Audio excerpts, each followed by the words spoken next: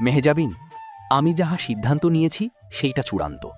আগামী শুক্রবার শাহেদের সাথে তোমার বিয়ে হবে। বাবার কথা শুনে মেহজাবিন রেগে পেছনের দিকে ঘুরে তাকালো।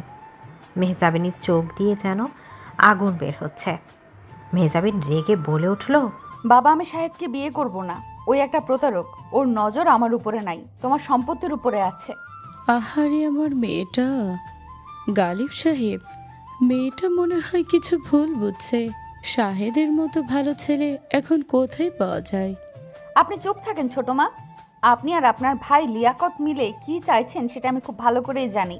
মেহজাবিন, গুরুজনদের সাথে কিভাবে কথা বলতে হয় সেই শিক্ষা কি তোমার নাই? তোমার মা তো এইসব শিখিয়ে যায় নাই? আমার মায়ের কথা আপনার মুখে একদম মানায় না লিয়াকত সাহেব। বাবা, তুমি যদি শুক্রবার কাজিয়ে আনো তাহলে আমি ওই বিয়েতে থাকবো না। আমার কথার অবাধ্য হইলে এই বাড়ির একটা কানা করিও তুমি পাবে না। তোমার সম্পত্তি তোমার নতুন ফ্যামিলির নামে লিখে দিও, আমার কিচ্ছু চাই না। মেহজাবিন রেগে বাড়ি থেকে বের হয়ে গেল। মেহজাবিন সোজা গাড়ি নিয়ে এতিমখানার দিকে চলে গেল। মেহজাবিনের মনটাই অনেক খারাপ। এই পৃথিবীতে তার আপন বলতে কেউ নেই। এতিমখানায় পৌঁছাতেই রহমত চাচা এগিয়ে এসে বলল, কিরে মা, আজ অসময়ে আসলি যে? মুখটা এমন শুকিয়ে আছে কেন? চাচা, আমি খুব বিপদে পড়েছি। বাবা আমাকে জোর করে শাহেদের সাথে বিয়ে দিতে চাচ্ছে। আমার এমন কাউকে দরকার যে শুধু আইনিভাবে আমার স্বামী হয়ে থাকবে, কিন্তু আমার জীবনে কোনো অধিকার দেখাবে না। মেহজাবিনের কথা শুনে রহমত চাচা চমকে উঠল। তখনই পাশ দিয়ে রাফসান যাচ্ছিল, হাতে তার রং তুলি। রাফসানকে দেখে রহমত চাচা বলে উঠল, রাফসান, এদিকে আয় তো বাবা। জি চাচা, কিছু বলবেন? মা মেহজাবিন, তুই তো রাফসানকে চিনিস, ছোটবেলা থেকে এখানে বড় হয়েছে, খুব শান্ত ছেলে। ও কি তোর কোনো উপকারে আসতে পারে? রাফসান, কিন্তু ও তো আমার থেকে বয়সে 4 বছরের ছোট। বয়স দিয়ে কি মানুষের পরিপক্কতা মাপা যায় ম্যাডাম? আপনার যদি কোনো সাহায্য লাগে আপনি বলতে পারেন। আমি যা চাইছি সেটা খুব সাধারণ কিছু না। আমাকে আজই বিয়ে করতে হবে। তুমি কি রাজি? রাফসান কিছুক্ষণ মেহজাবিনের চোখের দিকে তাকিয়ে থাকলো। রাফসান মনে মনে মেহজাবিনকে অনেক আগে থেকেই ভালোবাসতো। রাফসান বলে উঠল, বিয়ে মানে তো কোনো ছেলে খেলা না। আপনি কি রাগের মাথায় সিদ্ধান্ত নিচ্ছেন? আমার সিদ্ধান্ত একদম ঠিক আছে। তুমি রাজি কিনা সেটা বলো। আমি তোমাকে মাসে একটা নির্দিষ্ট পরিমাণ টাকা দিব, আমার বাড়িতে থাকবে, ব্যাস, এর বেশি কিছু না। আমি রাজি, তবে টাকার জন্য না। আপনি এই এতিমখানার জন্য অনেক কিছু করছেন। আপনার বিপদে পাশে থাকাটা আমার দায়িত্ব। আর হ্যাঁ, স্বামী হিসেবে আমি কোনো টাকা নিব না। অতিরিক্ত কথা আমার পছন্দ না। চলো কাজী অফিসে। কিছুক্ষণের মধ্যে কাজী অফিসে ওনাদের বিয়ে হয়ে গেল। মেহজাবিন রাফসানকে নিয়ে বাড়িতে ফিরে আসলো। বাড়িতে ঢুকতে সবার চোখ ছানা বড়া হয়ে গেল। মির্জা গালিব বলে উঠল, মেহজাবিন, এই ছেলেটা কে? আর ও তোমার হাত ধরে আছে কেন? ও রাফসান আমার স্বামী, আমরা আজই বিয়ে করছি। হাই হাই, এ কি সর্বনাশ! গালিব সাহেব, দেখেন আপনার মেয়ে কি কেলেঙ্কারি করে এসেছে। একটা রাস্তা থেকে তুলে আনা ছেলের সাথে। আসসালামু আলাইকুম। আমি রাস্তা থেকে উঠে আসি নাই। আমার একটা ঠিকানা আছে। আর মেহজাবিন এখন আমার স্ত্রী। তাকে নিয়ে কোনো খারাপ কথা আমি শুনবো না। এই ছোকরা, তুমি জানো তুমি কার সামনে দাঁড়িয়ে কথা বলছো? আমি আমার শ্বশুর মশাইয়ের সামনে দাঁড়িয়ে আছি। আর আপনি মনে হয় আমার স্ত্রীর ছোটমার ভাই সম্পর্ক অনুযায়ী আমি আপনাকে সম্মান করব যদি আপনি আমার স্ত্রীকে সম্মান করেন। এদিকে রাফসানের এমন শান্ত কড়া কথা শুনে সবাই নিস্তব্ধ হয়ে গেল। মেহজাবিন নিজেও অবাক হয়ে রাফসানের দিকে তাকালো। মির্জা গালিব রেগে বলে উঠল, মেহজাবিন, তুমি আমার সম্মান মাটিতে মিশিয়ে দিয়েছ। এই ভিখারি ছেলেকে আমি কোনোদিন জামাই হিসাবে মানব না। তোমার মানা বা না মানাতে আমার কিছু যায় আসে না বাবা। তুমি তোমার সাহেবকে নিয়ে থাকো। চলো রাফসান। মেহজাবিন রাফসানকে নিয়ে সোজা নিজের ঘরের দিকে চলে গেল। ঘরে ঢুকে দরজা বন্ধ করে মেহজাবিন ধপ করে বিছানায় শুয়ে পড়ল। রাফসান নীরবে এক গ্লাস পানি এগিয়ে দিয়ে বলল, পানিটা খেয়ে নেন, আপনার শরীর কাঁপছে। আমার শরীর কাপুক বা যাই হোক, তাতে তোমার কিছু যায় আসে না। তুমি শুধু একটা চুক্তিতে আছো। চুক্তি হইলেও আমি এখন আপনার স্বামী। আপনার ভালো মন্দ দেখার অধিকার আমার আছে। একদম স্বামী সাজার চেষ্টা করবে না। তুমি আমার থেকে বয়সে ছোট, আর তোমার স্ট্যাটাস আমার ধারে কাছেও নাই। এই বিয়েটা শুধু আমার বাবাকে আটকানোর একটা ঢাল। স্ট্যাটাস দিয়ে মানুষের মন মাপা যায় না মেহজাবিন। আপনি বয়সে বড় হতে পারেন, কিন্তু আবেগের জায়গায় আপনি এখনও অবুঝ। কি বললে তুমি? তোমার এত বড় সাহস? তুমি আমাকে নাম ধরে ডাকছো? আপনি আমার স্ত্রী, আমি তো নাম ধরেই ডাকবো। আর আপনি চাইলে আমাকে রাফসান বলে ডাকতে পারেন। তুমি ফ্লোরে শোবে, ওই সোফায় গিয়ে বসো। আমার চোখের সামনে ঘুরঘুর করবে না। রাফসান একটু হাসল, কোনো প্রতিবাদ না করে আলমারি থেকে একটা পাতলা চাদর বের করে সোফায় গিয়ে বসলো।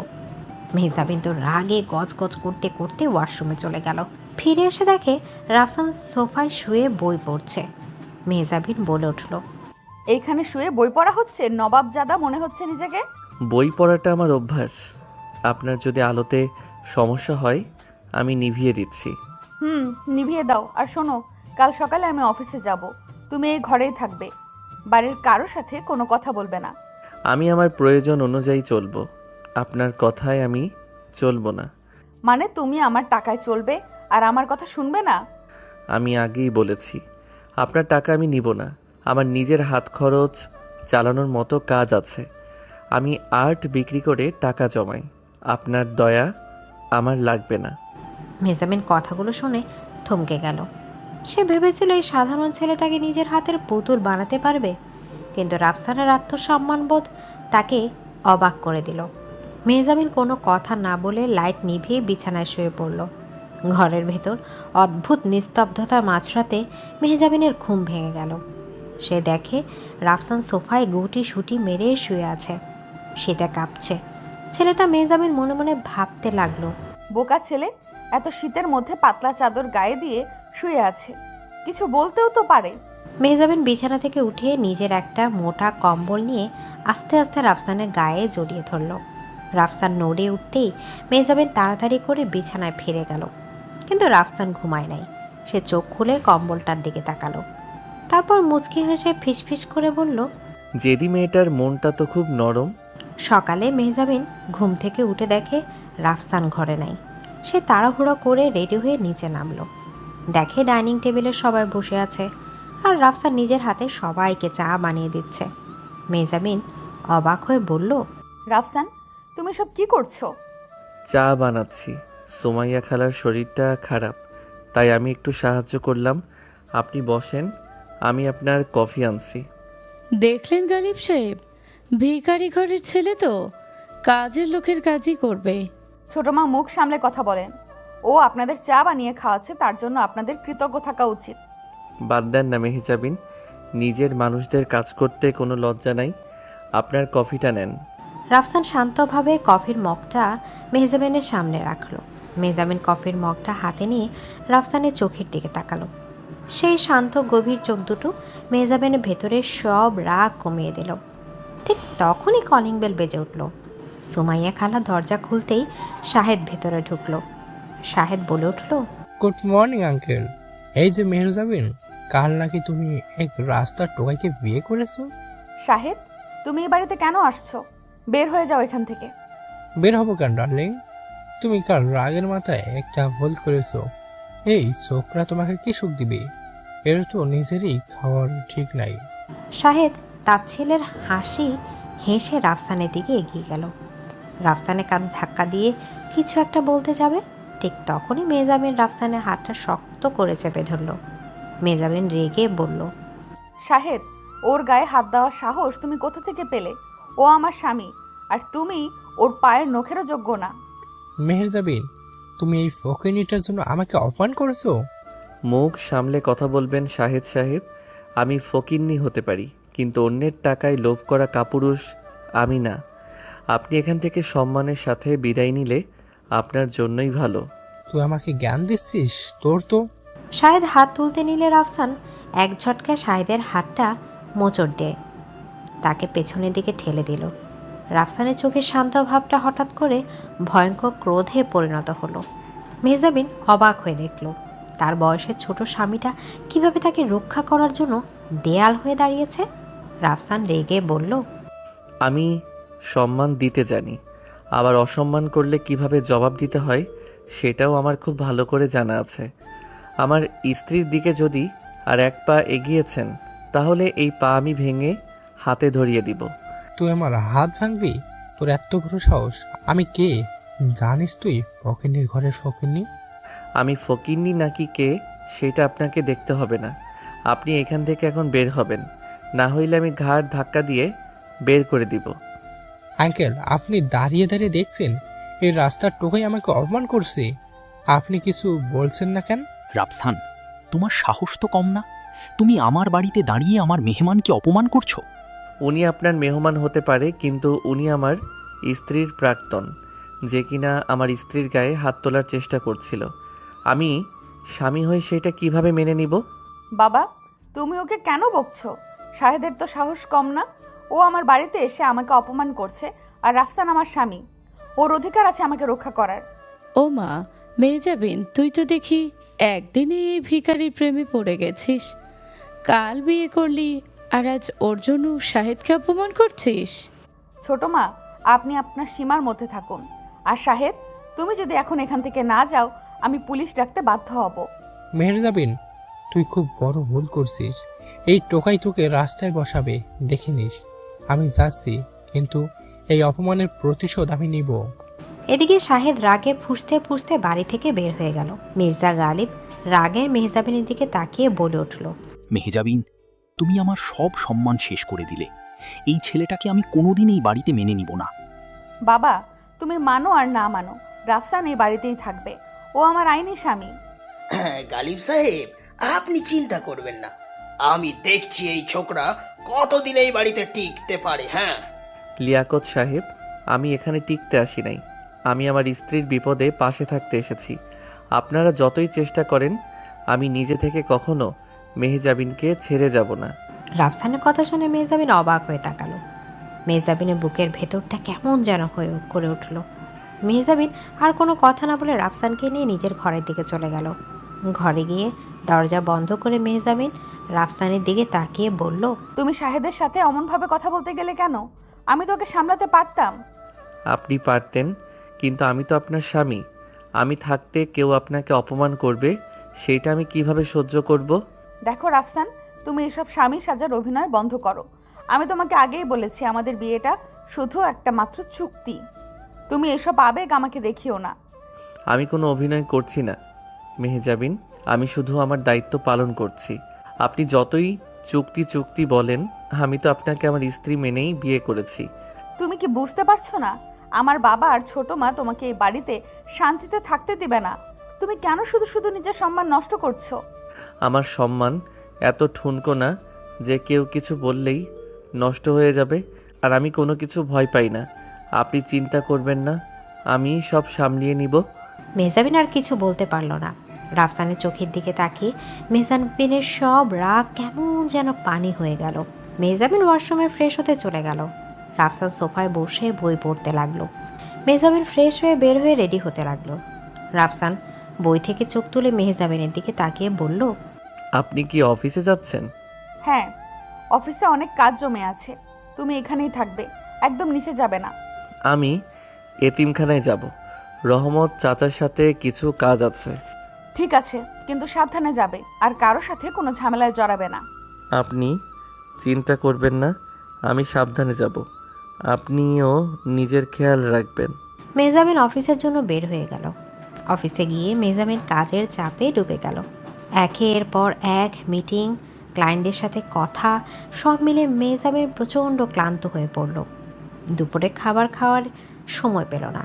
এদিকে রাফসান এতিমখানা থেকে ফিরে এসে দেখে মেহজাবিন এখনও ফিরে নাই। রাফসান সুমাইয়া খালাকে বলে উঠল, খালা, মেহজাবিন কি এখনো আসে নাই? না বাবা, দাদামণি তো অফিসে গেলে রাত করেই ফেরে। তুমি খেয়ে নাও, আমি খাবার বেড়ে দিচ্ছি। না খালা, মেহজাবিন আসুক, তারপর একসাথে খাবো।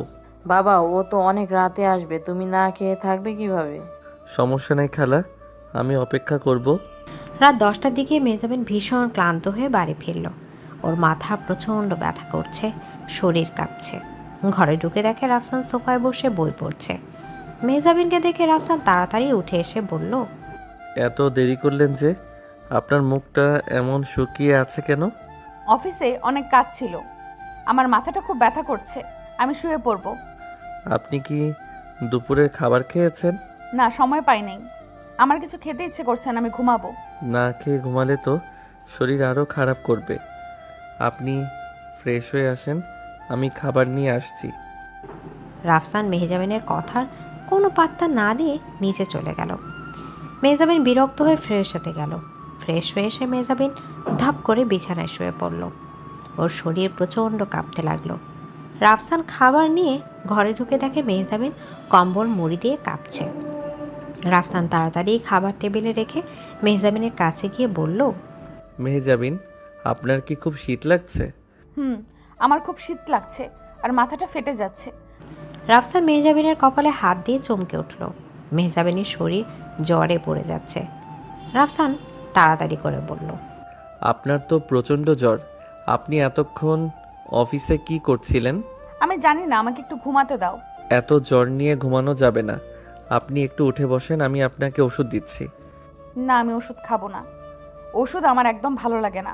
মেহজাবিন, ছোট বাচ্চাদের মতো করবেন না। একটু উঠে বসেন, আমি খাইয়ে দিচ্ছি। রাফসান জোর করে মেহজাবিনকে তুলে বসালো। এক গ্লাস পানি আর ওষুধ এগিয়ে দিল। মেহজাবিন চোখ বন্ধ করে মুখ ঘুরিয়ে নিল। রাফসান মেহজাবিনের মাথায় হাত বুলিয়ে নরম গলায় বলল, মেহজাবিন, একটু কষ্ট করে খেয়ে নেন, না হলে জ্বর তো কমবে না। আপনি কি চান আমি সারা রাত টেনশনে বসে থাকি? রাফসানের এত নরম গলার কথা শুনে মেহজাবিন আর না করতে পারল না। মেহজাবিন চুপচাপ ওষুধ খেয়ে নিল। রাফসান মেহজাবিনকে শুয়ে দিয়ে কম্বল দিয়ে ঢেকে দিল। তারপর একটা গামলাতে ঠান্ডা পানি আর একটা পরিষ্কার কাপড় নিয়ে আসলো। রাফসান মেহজাবিনের পাশে ফ্লোরে বসে জলপট্টি দিতে শুরু করলো। মেহজাবিন চোখ বন্ধ করে কাঁপতে কাঁপতে বলল, রাফসান, তুমি এসব কি করছো? তুমি শুয়ে পড়ো, আমি ঠিক হয়ে যাব। আপনি চুপ করে ঘুমান তো। আপনার জ্বর না কমা পর্যন্ত আমি এখান থেকে নড়ছি না। কিন্তু তুমি তো সারাদিন কিছু খাও নাই। সুমাইয়া খালা বলছিল তুমি আমার জন্য অপেক্ষা করছিলে। আমার কথা আপনাকে ভাবতে হবে বলি নাই। আমি পরে খেয়ে নিব, আপনি চোখ বন্ধ করেন। মেহজাবিন আর কোনো কথা না বলে চোখ বন্ধ করলো। রাফসান সারা রাত না ঘুমিয়ে মেহজাবিনের মাথায় জলপট্টি দিতে লাগলো। মাঝে মাঝে মেহজাবিনের হাত দুটো নিজের হাতের মধ্যে নিয়ে গরম করার চেষ্টা করতে লাগলো। ভোরের দিকে মেহজাবিনের জ্বরটা একটু কমলো। রাফসান মেহজাবিনের কপালে হাত দিয়ে দেখলো জ্বর অনেকটাই কমে গেছে। রাফসান একটা স্বস্তির নিঃশ্বাস ফেলল। রাফসান মেহজাবিনের পাশে ফ্লোরে মাথা রেখে কখন যেন ঘুমিয়ে পড়ল। সকালে মেহজাবিনের ঘুম ভাঙলে এসে চোখ খুলে দেখলো রাফসান ওর বিছানার পাশে ফ্লোরে বসে ঘুমিয়ে আছে। রাফসানের হাতটা মেহজাবিনের হাতের সাথে জড়ানো। মেহজাবিন অবাক হয়ে রাফসানের মুখের দিকে তাকিয়ে থাকলো। রাফসানের শান্ত মুখটা দেখে মেহজাবিনের মনে হলো সে যেন পৃথিবীর সবচেয়ে নিরাপদ জায়গায় আছে। মেহজাবিন আস্তে আস্তে নিজের হাতটা ছড়িয়ে নিল। রাফসানের মাথায় হাত বুলিয়ে দিতে রাফসান লাফ দিয়ে উঠে বসলো। রাফসান চোখ মুছতে মুছতে বলল, আপনি উঠে গেছেন, এখন শরীর কেমন লাগছে? আপনার জ্বর কি কমেছে? আমি এখন অনেকটা ভালো বোধ করছি। কিন্তু তুমি সারা রাত ফ্লোরে বসেছিলে কেন? আমি তো এমনিতেই বসেছিলাম। আপনার জ্বরটা অনেক বেশি ছিল তো, তাই ঘুম আসে নাই। তুমি কি কাল রাতে কিছু খেয়েছিলে? হ্যাঁ, আমি খেয়ে নিয়েছিলাম। আপনি ফ্রেশ হয়ে নেন, আমি আপনার জন্য স্যুপ বানিয়ে আনছি। রাফসান তাড়াতাড়ি করে নিচে চলে গেল। মেহজাবিন রাফসানে যাওয়ার দিকে তাকিয়ে রইল। মেহজাবিনের মনে হলো এই ছেলেটাই সত্যি অনেক আলাদা। মেহজাবিন ফ্রেশ হয়ে বিছানায় বসে থাকলো।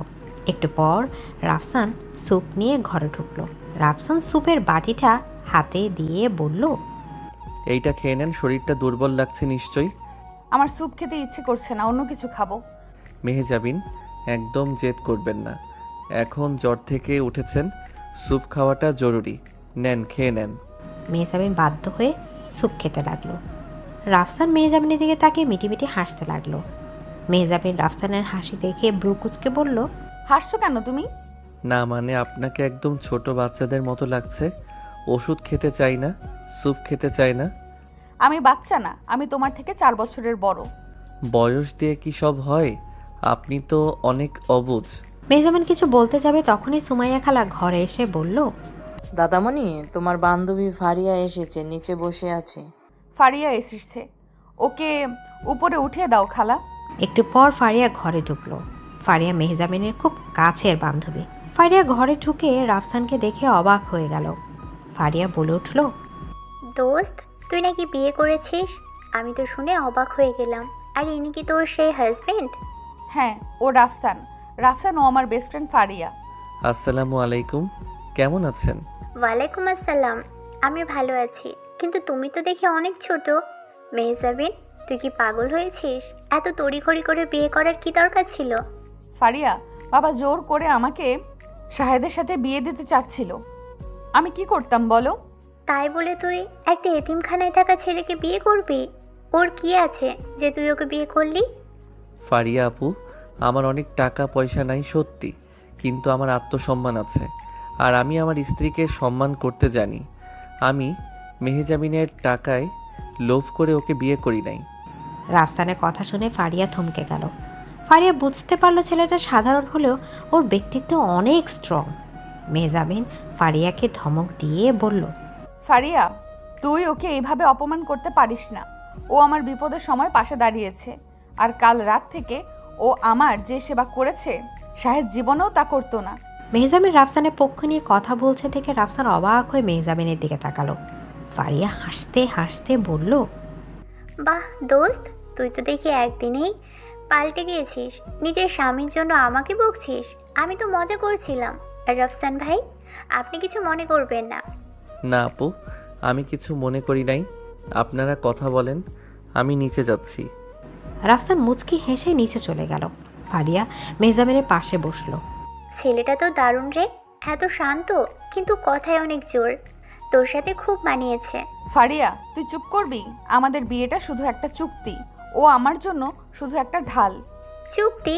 কিন্তু তোর চোখে তো আমি অন্য কিছু দেখতে পাচ্ছি। তুই যখন ওর পক্ষ নিয়ে কথা বললি, তোর চোখ দিয়ে তো ভালোবাসা ঝরে পড়ছিল। তুই বেশি বুঝিস। ও কাল সারা রাত জেগে আমার জ্বর কমিয়েছে, তাই আমিও ওর একটু পক্ষ নিলাম। এর মধ্যে ভালোবাসা আসলো কি? আচ্ছা বাবা, আমি মেনে নিলাম, কিন্তু দেখিস এই চুক্তি যেন কবে ভালোবাসায় বদলে যায়, তুই টেরও পাবি না। ফারিয়ার কথা শুনে মেহজাবিন চুপ হয়ে গেল। মেহজাবিন মনে মনে ভাবতে লাগলো, সত্যি কি রাফসানের প্রতি তার কোনো অনুভূতি তৈরি হচ্ছে?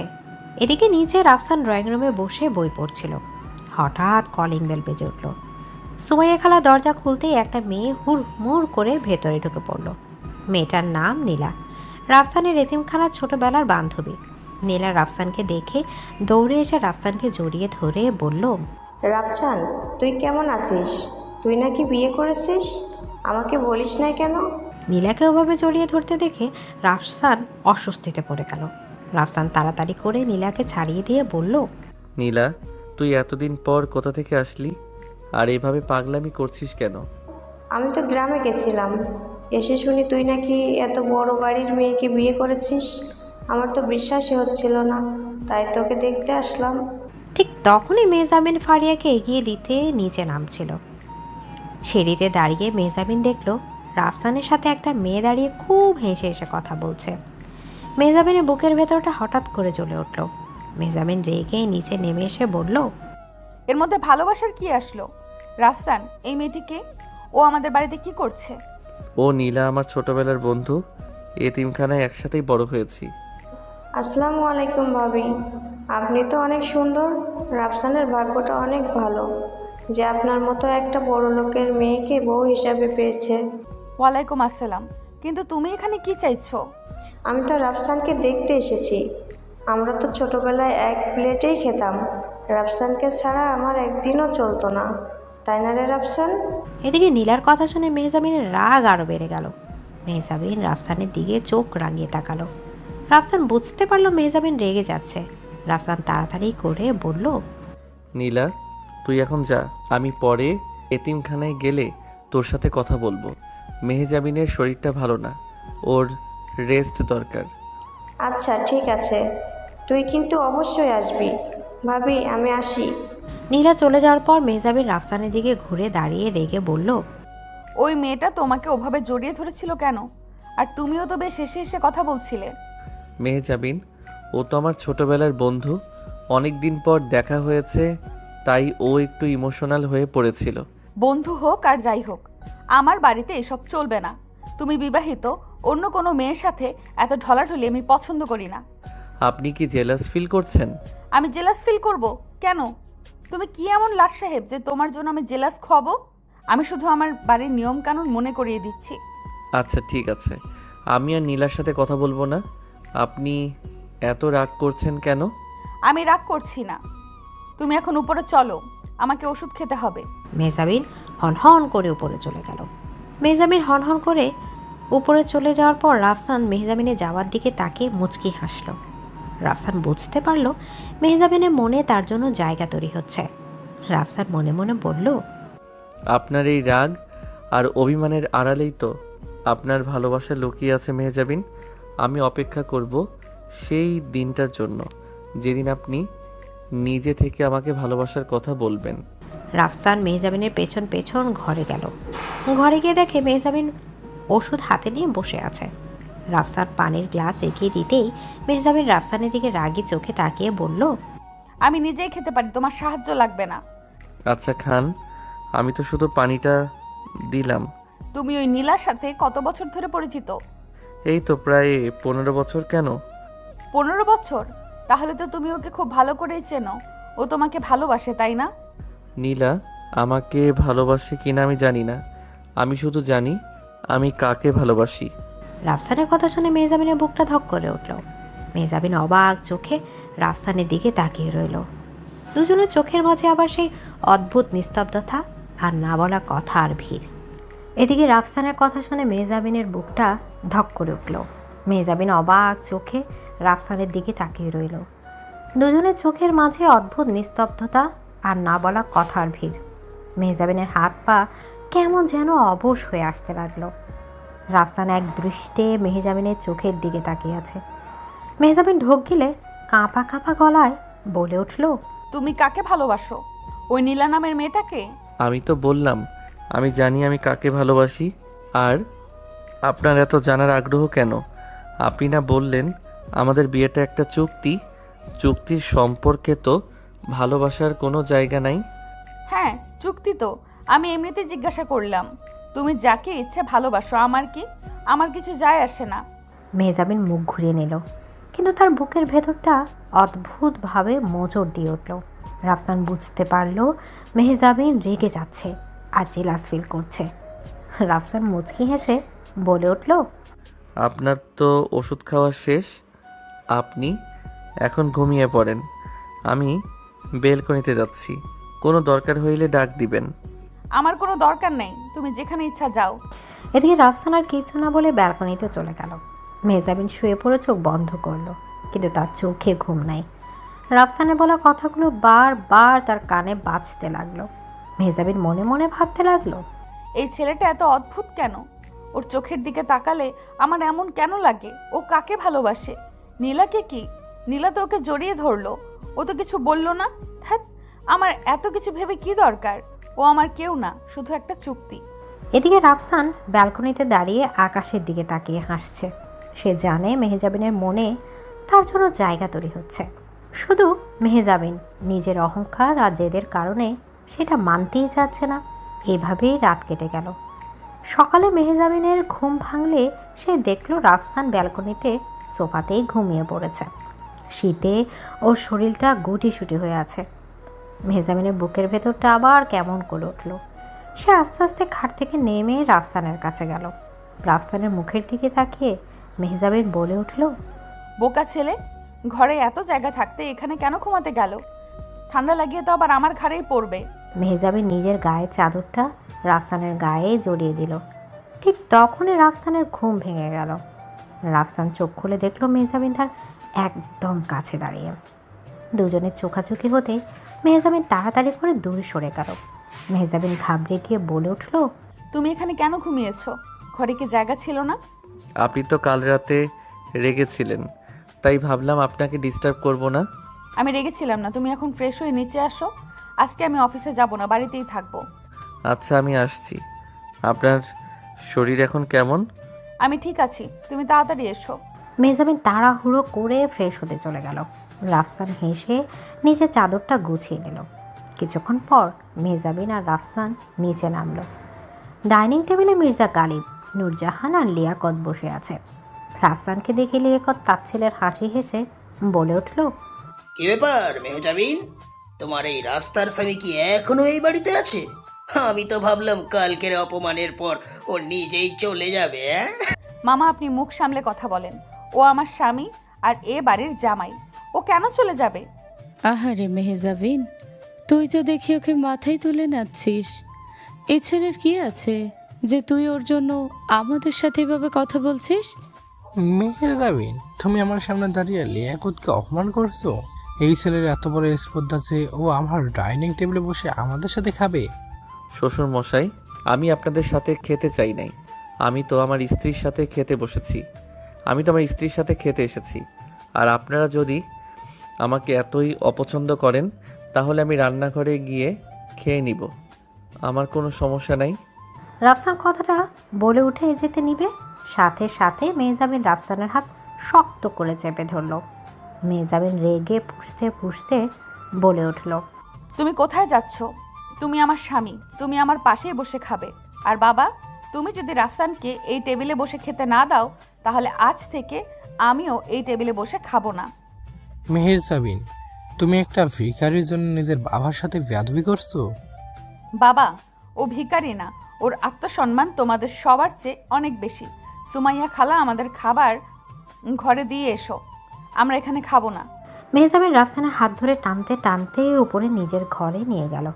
রাফসান অবাক হয়ে মেহজাবিনের দিকে তাকিয়ে আছে। মেহজাবিন যে সবার সামনে এভাবে তার সম্মান বাঁচাবে সেইটা সে ভাবে নাই। ঘরে গিয়ে মেহজাবিন রাফসানকে ছেড়ে দিয়ে রেগে বলে উঠল, তুমি এমন কেন রাফসান? কেউ তোমাকে অপমান করলে তুমি চুপ করে থাকো কেন? কেন তুমি রান্নাঘরে গিয়ে খেতে চাইলে?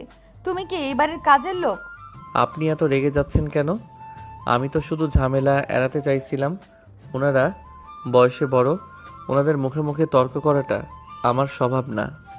বয়সে বড় হলেই কি যা ইচ্ছা তাই বলবে আর তুমি মুখ বুজে সহ্য করবে? তুমি ভুলে যেও না তুমি মেহেজাবিন মির্জা গালিবের স্বামী। আমার স্বামীর অপমান আমি সহ্য করব না। কিন্তু আপনি তো কাল রাতে বললেন আমাদের বিয়েটা একটা চুক্তি। চুক্তির সম্পর্কে এত অধিকার বোধ কোথা থেকে আসলো? রাফসানের কথা শুনে মেহজাবিন থমকে গেল। সে বুঝতে পারল রাফসান তাকে কথায় কথায় আটকাচ্ছে। মেহজাবিন নিজের রাগ সামলে বলে উঠল, চুক্তি হলেও তুমি এখন আমার স্বামী, আর আমার জিনিসের উপরে কেউ কথা বললে আমার একদম পছন্দ হয় না। ও আচ্ছা, আমি তাহলে আপনার জিনিস? হ্যাঁ, তুমি আমার জিনিস, আর আমার জিনিস আমি কিভাবে রাখবো সেটা আমি বুঝবো। তুমি এখন চুপচাপ এখানে বসে খাবে। একটু পর সুমাইয়া খালা খাবার দিয়ে গেল। মেহজাবিন আর রাফসান একসাথে খেতে বসলো। খাওয়ার সময় মেহজাবিন আড়াই চোখে রাফসানকে দেখতে লাগলো। রাফসানের শান্ত মুখটা দেখলে মেহজাবিনের বুকের ভেতরটা অদ্ভুতভাবে শান্তি পায়। খাওয়া শেষ হতে না হতে রাফসানের ফোন বেজে উঠল। রাফসান ফোনটা পকেট থেকে বের করে স্ক্রিনের দিকে তাকিয়ে মুচকে হাসলো। মেহজাবিন রাফসানের হাসি থেকে ভ্রু কুঁচকে বলে উঠল, কার ফোন? এত হাসছো কেন? নীলা ফোন করেছে। ও মনে হয় এতিমখানায় আমার জন্য অপেক্ষা করছে। নীলার নাম শুনে মেহজাবিনের মাথায় যেন রক্ত উঠে গেল। মেহজাবিন রেগে বলে উঠল, ফোনটা দাও আমার কাছে। কেন? আপনি কি কথা বলবেন? আমি যা বলছি তাই করো, ফোনটা দাও। মেহজাবিন রাফসানের হাত থেকে ফোনটাই ছিনে নিল। কলটা রিসিভ করে মেহজাবিন রেগে বলে উঠল, হ্যালো, তুমি কে বলছো? আমি নীলা। ভাবি, আপনি? রাফসান কোথায়? রাফসান এখন আমার সাথে আছে। আর তুমি ওকে বারবার ফোন করছো কেন? তোমার কি কোনো কাজ নেই? ভাবি, আপনি রাগ করছেন কেন? আমি তো শুধু রাফসানের সাথে কথা বলতে চাইছিলাম। ও বলছিল আজ এতিমখানায় আসবে। রাফসান আজ কোথাও যাবে না, ও আমার সাথে বাড়িতেই থাকবে। আর এরপর থেকে তুমি ওকে আর এত ঘন ঘন ফোন করবে না। ও এখন বিবাহিত, ওর নিজের একটা পরিবার আছে। তুমি কি বুঝতে পারছো? কিন্তু ভাবি, আমি তো ওর ছোটবেলার বন্ধু। বন্ধু হোক আর যাই হোক, আমার যা বলার আমি বলে দিয়েছি। ফোন রাখো এখন। এদিকে মেহজাবিন ধপ করে ফোনটা কেটে দিল। রাফসান অবাক চোখে মেহজাবিনের দিকে তাকিয়ে আছে। মেহজাবিন ফোনটা বিছানায় ছুঁড়ে মেরে রাফসানের দিকে তাকিয়ে বলে উঠল, কি দেখছো ওভাবে? তুমি আজ কোথাও যাবে না। আপনি ওর সাথে এত খারাপ ব্যবহার কেন করলেন?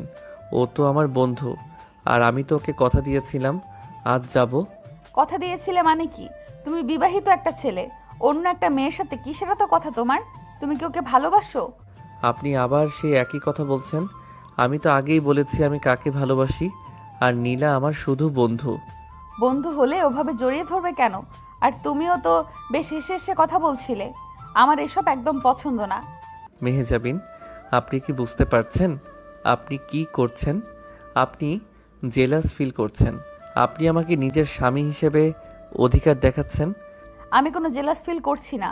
আমি শুধু আমার স্বামীর ব্যাপারে পজিটিভ, আর এইটা আমার অধিকার। অধিকার তো ভালোবাসার মানুষ দেখায়। আপনি কি আমাকে ভালোবাসেন? এদিকে রাফসানের সরাসরি প্রশ্নের মুখে মেহজাবিন চুপ হয়ে গেল। সে কি উত্তর দিবে বুঝতে পারছে না। মেহজাবিনের হাত পা কাঁপতে লাগলো। রাফসান মেহজাবিনের একদম কাছে এগিয়ে গেল। রাফসান ঘাবড়ে গিয়ে পিছিয়ে যেতে নিলে দেয়ালের সাথে পিঠ ঠেকে গেল। রাফসান তার দুই হাত মেহজাবিনের দুই পাশে দেয়ালে রেখে মেহজাবিনকে আটকে ফেলল। দুজনের চোখের দূরত্ব এখন খুব সামান্য। রাফসানের গরম নিঃশ্বাস মেহজাবিনের মুখে লাগছে। মেহজাবিন চোখ বন্ধ করে নিল। চোখ বন্ধ করছেন কেন? আমার চোখের দিকে তাকিয়ে বলুন আপনি আমাকে ভালোবাসেন না। বলুন যে এই চুক্তি ছাড়া আমাদের মাঝে আর কিছু নাই। রাফসান, তুমি দূরে যাও, কেউ দেখে ফেলবে। দেখুক, এইটা আমার ঘর, আপনি আমার স্ত্রী। কেউ দেখলে আমার কিচ্ছু যায় আসে না। আপনি আমার প্রশ্নের উত্তর দেন। আমি জানি না, তুমি আমাকে কনফিউজ করে দিচ্ছ। আপনি কনফিউজড না মেহজাবিন। আপনি শুধু নিজের জেদ আর অহংকারের জন্য সত্যিটা মানতে চাইছেন না। কিন্তু আমি জানি আপনার এই রাগী খোলসের নিচে একটা নরম মন আছে, আর সেই মনে এখন শুধু আমি আছি। রাফসানের কথাগুলো মেহজামিনের বুকের ভেতর সরাসরি আঘাত করলো। মেহজামিনের চোখ দিয়ে এক ফোঁটা পানি গড়িয়ে পড়ল।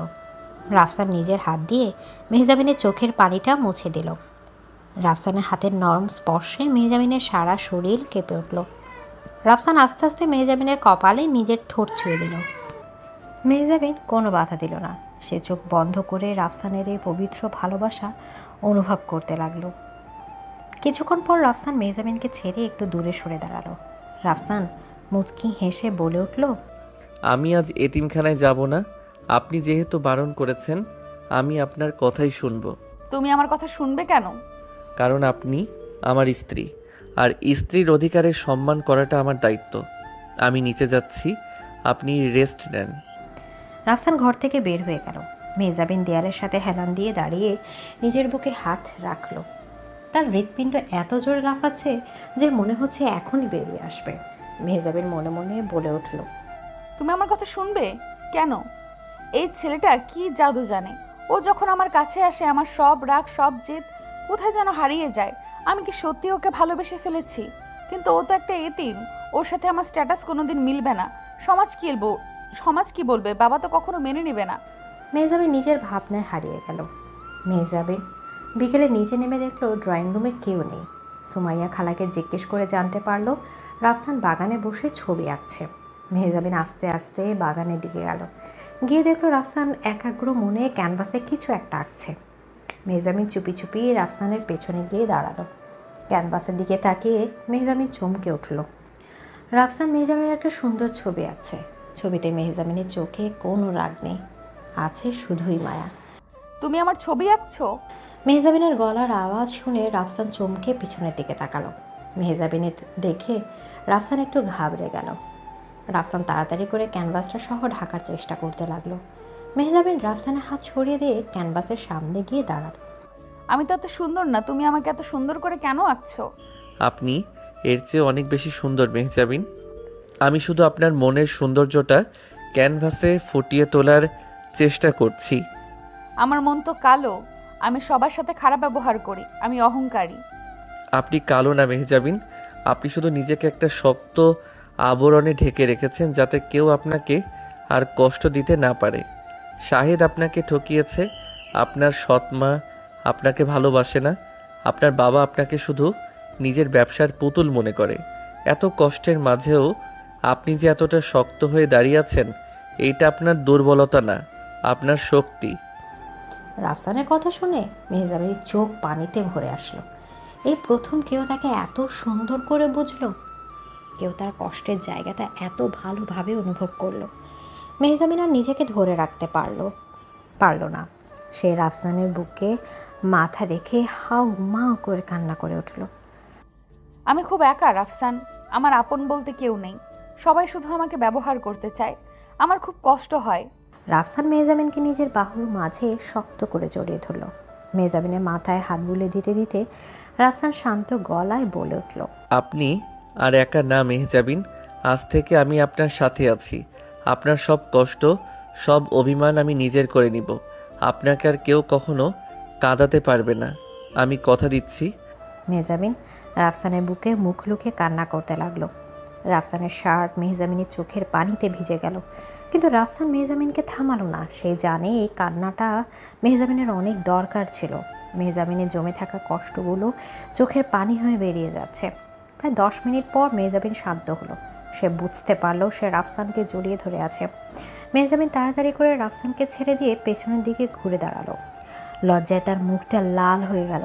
মেহজাবিন তুতলাতে তুতলাতে বলে উঠল, আমি সরি, আমি আসলে ইমোশনাল হয়ে পড়েছিলাম। তুমি কিছু মনে করো না। আমি কিছু মনে করি নাই। আপনি আমার স্ত্রী। আপনার কষ্টের সময় আমি আপনাকে জড়িয়ে ধরবো না তো কে ধরবে? তুমি আমাকে সত্যিই কখনো ছেড়ে যাবে না তো রাফসান? তুমিও কি শাহেদের মতো আমাকে ঠকাবে? আমি শাহেদ না মেহজাবিন, আর আমি আপনাকে কোনোদিন ঠকাবো না। আমি এতিম হতে পারি, কিন্তু আমি বেইমান না। আমি যাকে একবার নিজের করে নেই তাকে আমি মৃত্যু পর্যন্ত ছাড়ি না। রাফসানের দৃঢ় কথাগুলো শুনে মেহজাবিনের বুকের ভেতরটা শান্তিতে ভরে গেল। মেহজাবিন ঘুরে রাফসানের চোখের দিকে তাকালো। রাফসানের চোখের সেই শান্ত মায়া মেহজাবিনকে আবার নতুন করে মুগ্ধ করলো। হঠাৎ করে আকাশ কালো হয়ে মেঘ করে আসলো। প্রবল বেগে বাতাস বইতে শুরু করলো। কিছুক্ষণের মধ্যে মুষলধারে বৃষ্টি শুরু হলো। মেহজাবিন আর রাফসান বাগানের মাঝখানে দাঁড়িয়ে ভিজতে লাগলো। মেহজাবিন হাসতে হাসতে বলে উঠল, কতদিন পর বৃষ্টিতে ভিজছি, খুব ভালো লাগছে। আপনার ঠান্ডা লেগে যাবে, চলুন ভিতরে যাই। না, আমি আরেকটু ভিজবো। তুমিও ভেজো না। এদিকে মেহজাবিন বৃষ্টির মাঝে বাচ্চাদের মতো ঘুরতে লাগলো। রাফসান মুগ্ধ চোখে মেহজাবিনের দিকে তাকিয়ে আছে। বৃষ্টির পানিতে মেহজাবিনকে অপসরার মতো লাগছে। রাফসান আস্তে আস্তে মেহজাবিনের কাছে গেল। মেহজাবিন রাফসানের দিকে তাকিয়ে হাসতে লাগলো।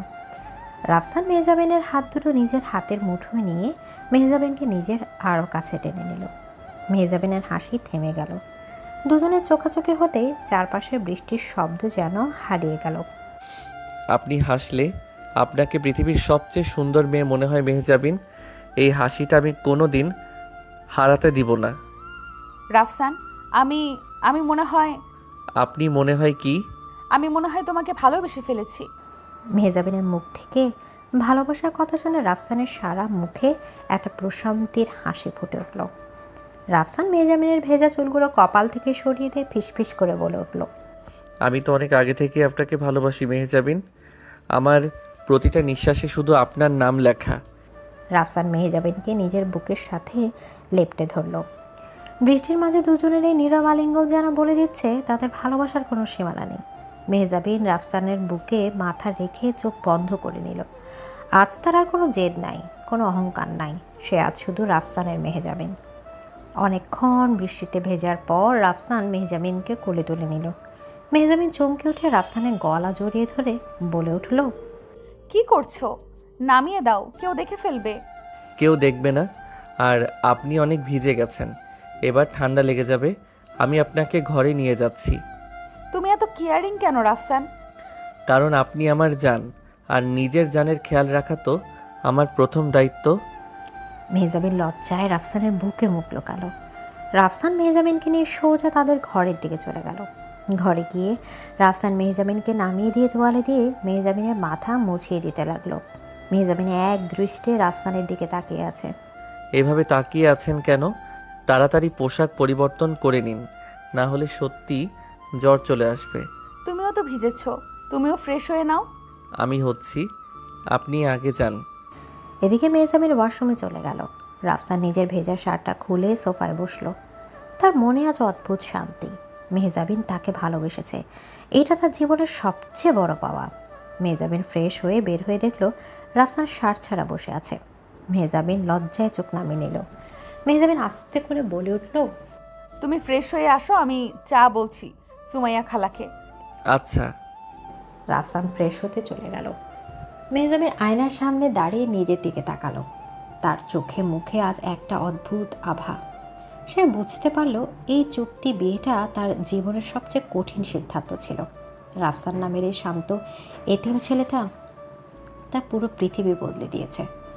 রাফসান ফ্রেশ হয়ে বের হয়ে দেখল মেহজাবিন তার জন্য চা নিয়ে অপেক্ষা করছে। রাফসান মেহজাবিনের জন্য বসে চায়ের কাপটা হাতে নিল। রাফসান, আমি তোমাকে একটা কথা বলতে চাই। বলুন। আমি বাবা আর ছোট মাকে আমাদের সম্পর্কের মাঝে আসতে দিব না। আমি জানি ওরা অনেক চেষ্টা করবে আমাদের আলাদা করার, কিন্তু তুমি কখনো আমাকে ভুল বুঝবে না তো? আমি আপনাকে কখনো ভুল বুঝবো না মেহজাবিন। আমার বিশ্বাস আপনার উপরে সম্পূর্ণ আছে। আপনি শুধু আমার হাতটা শক্ত করে ধরে রাখবেন। আমি তোমার হাত কখনো ছাড়বো না রাফসান। মেহজাবিন রাফসানের কাঁধে মাথা রাখলো। রাফসান মেহজাবিনের মাথায় নিজের গাল থেকে চায়ের কাপে চুমুক দিল। দুজনের শান্ত আর স্নিগ্ধ ভালোবাসা যেন সব ঝড়কে হারিয়ে দেওয়ার প্রতিশ্রুতি দিচ্ছে। কিন্তু তারা জানে না সামনে তাদের জন্য আরও কত বড় ষড়যন্ত্র অপেক্ষা করছে। লিয়াকত আর নূরজাহান তো চুপ করে বসে থাকার পাত্র নয়। এদিকে সকালে স্নিগ্ধ আলো মেহজাবিনের চোখে মুখে এসে পড়ল। মেহজাবিন চোখ মিলে তাকাতে দেখে রাফসান তার পাশে নাই। মেহজাবিন ধরফর করে উঠে বসল। মেহজাবিনের বুকের ভেতরটা কেমন যেন করে উঠল। কাল রাতে এত সুন্দর মুহূর্তের পর রাফসান কোথায় গেল? মেহজাবিন খাট থেকে নেমে ওয়াশরুমের দিকে যেতে নিবে, তখনই রাফসান ঘরে প্রবেশ করলো। রাফসানের হাতে একটা ট্রে আর তাতে ধোয়া ওঠা কফি। মেহজাবিন অবাক চোখে রাফসানের দিকে তাকিয়ে রইল। রাফসান মুচকি হেসে বলে উঠল, শুভ সকাল মেহজাবিন, আপনার কফি। তুমি এত সকালে উঠে কফি বানিয়ে নিয়ে এসেছো, আমাকে ডাকলে না কেন? আপনি কাল রাতে বৃষ্টিতে ভিজেছিলেন, তাই ভাবলাম একটু বেশি ঘুমান। আপনার তো আবার অফিসে অনেক কাজ থাকে। রাফসানের কথা শুনে মেহজাবিনের মনটা শান্তিতে ভরে গেল। মেহজাবিন আস্তে আস্তে রাফসানের কাছে এগিয়ে গেল। রাফসানের হাত থেকে কফির ট্রেটা টেবিলে রেখে মেহজাবিন রাফসানের চোখের দিকে তাকালো। মেহজাবিনের চোখে আজ অদ্ভুত এক মায়া। মেহজাবিন নরম গলায় বলে উঠল, তুমি এত ভালো কেন রাফসান? তুমি সারাক্ষণ শুধু আমার কথা ভাবো, নিজের কথা কি একটুও ভাবো না? আমার কথা ভাবার জন্য তো আপনি আছেন। আমি জানি আপনি আমার সব কিছু সামলিয়ে নেবেন, তাই আমি শুধু আপনার খেয়াল রাখতে চাই। রাফসান, আমি তোমাকে একটা কথা বলতে চাই। আমি আজ অফিসে যাব না। আজ আমি শুধু তোমার সাথে সময় কাটাবো। কিন্তু আপনার তো আজ খুব ইম্পর্টেন্ট মিটিং ছিল। আপনি আমার জন্য মিটিং ক্যান্সেল করবেন কেন? আমার কাছে তোমার থেকে বেশি ইম্পর্টেন্ট আর কিচ্ছু নাই রাফসান। আমি আজ তোমার সাথে ঘুরতে যাব। আমরা সারাদিন একসাথে থাকবো। মেহজাবিনের কথা শুনে রাফসানের মুখে একটা সুন্দর হাসি ফুটে উঠল। রাফসান মেহজাবিনের কপালে ছোট একটা চুমু দিয়ে বলল, ঠিক আছে, আপনি যা বলবেন তাই হবে। আপনি এখন ফ্রেশ হয়ে নিন, আমি নিচে গিয়ে চাচার সাথে দেখা করে আসছি।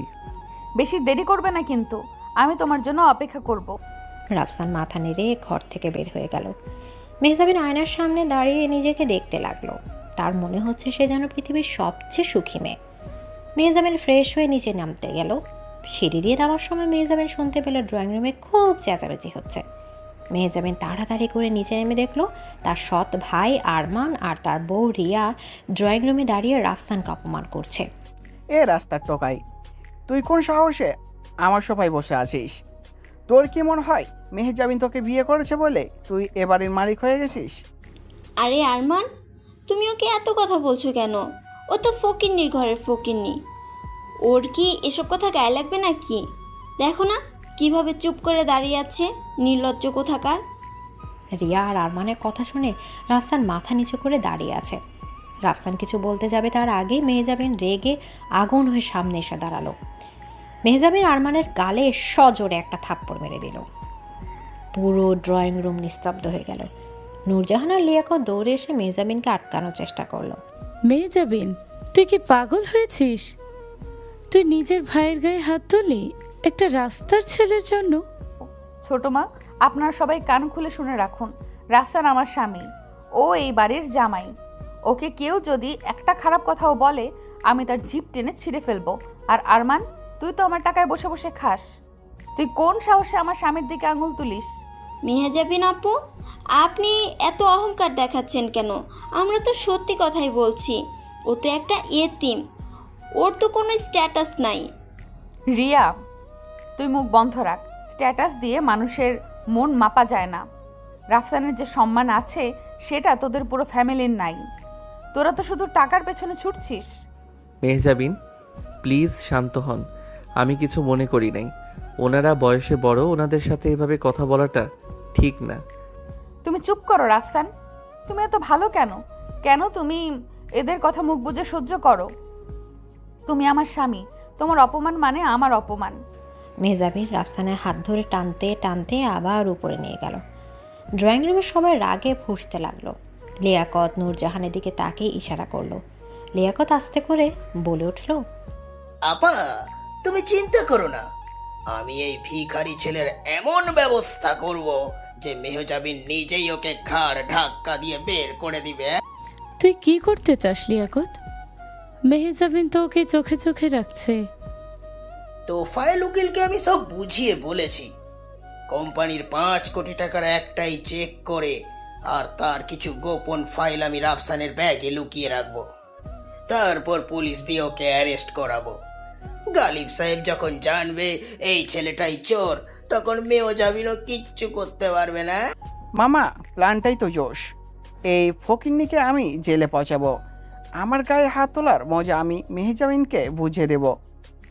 লিয়াকত আর নূরজাহান শয়তানি হাসি হাসতে লাগলো। এদিকে মেহজাবিন রাফসানকে নিয়ে ঘরে গিয়ে দরজা বন্ধ করে দিল।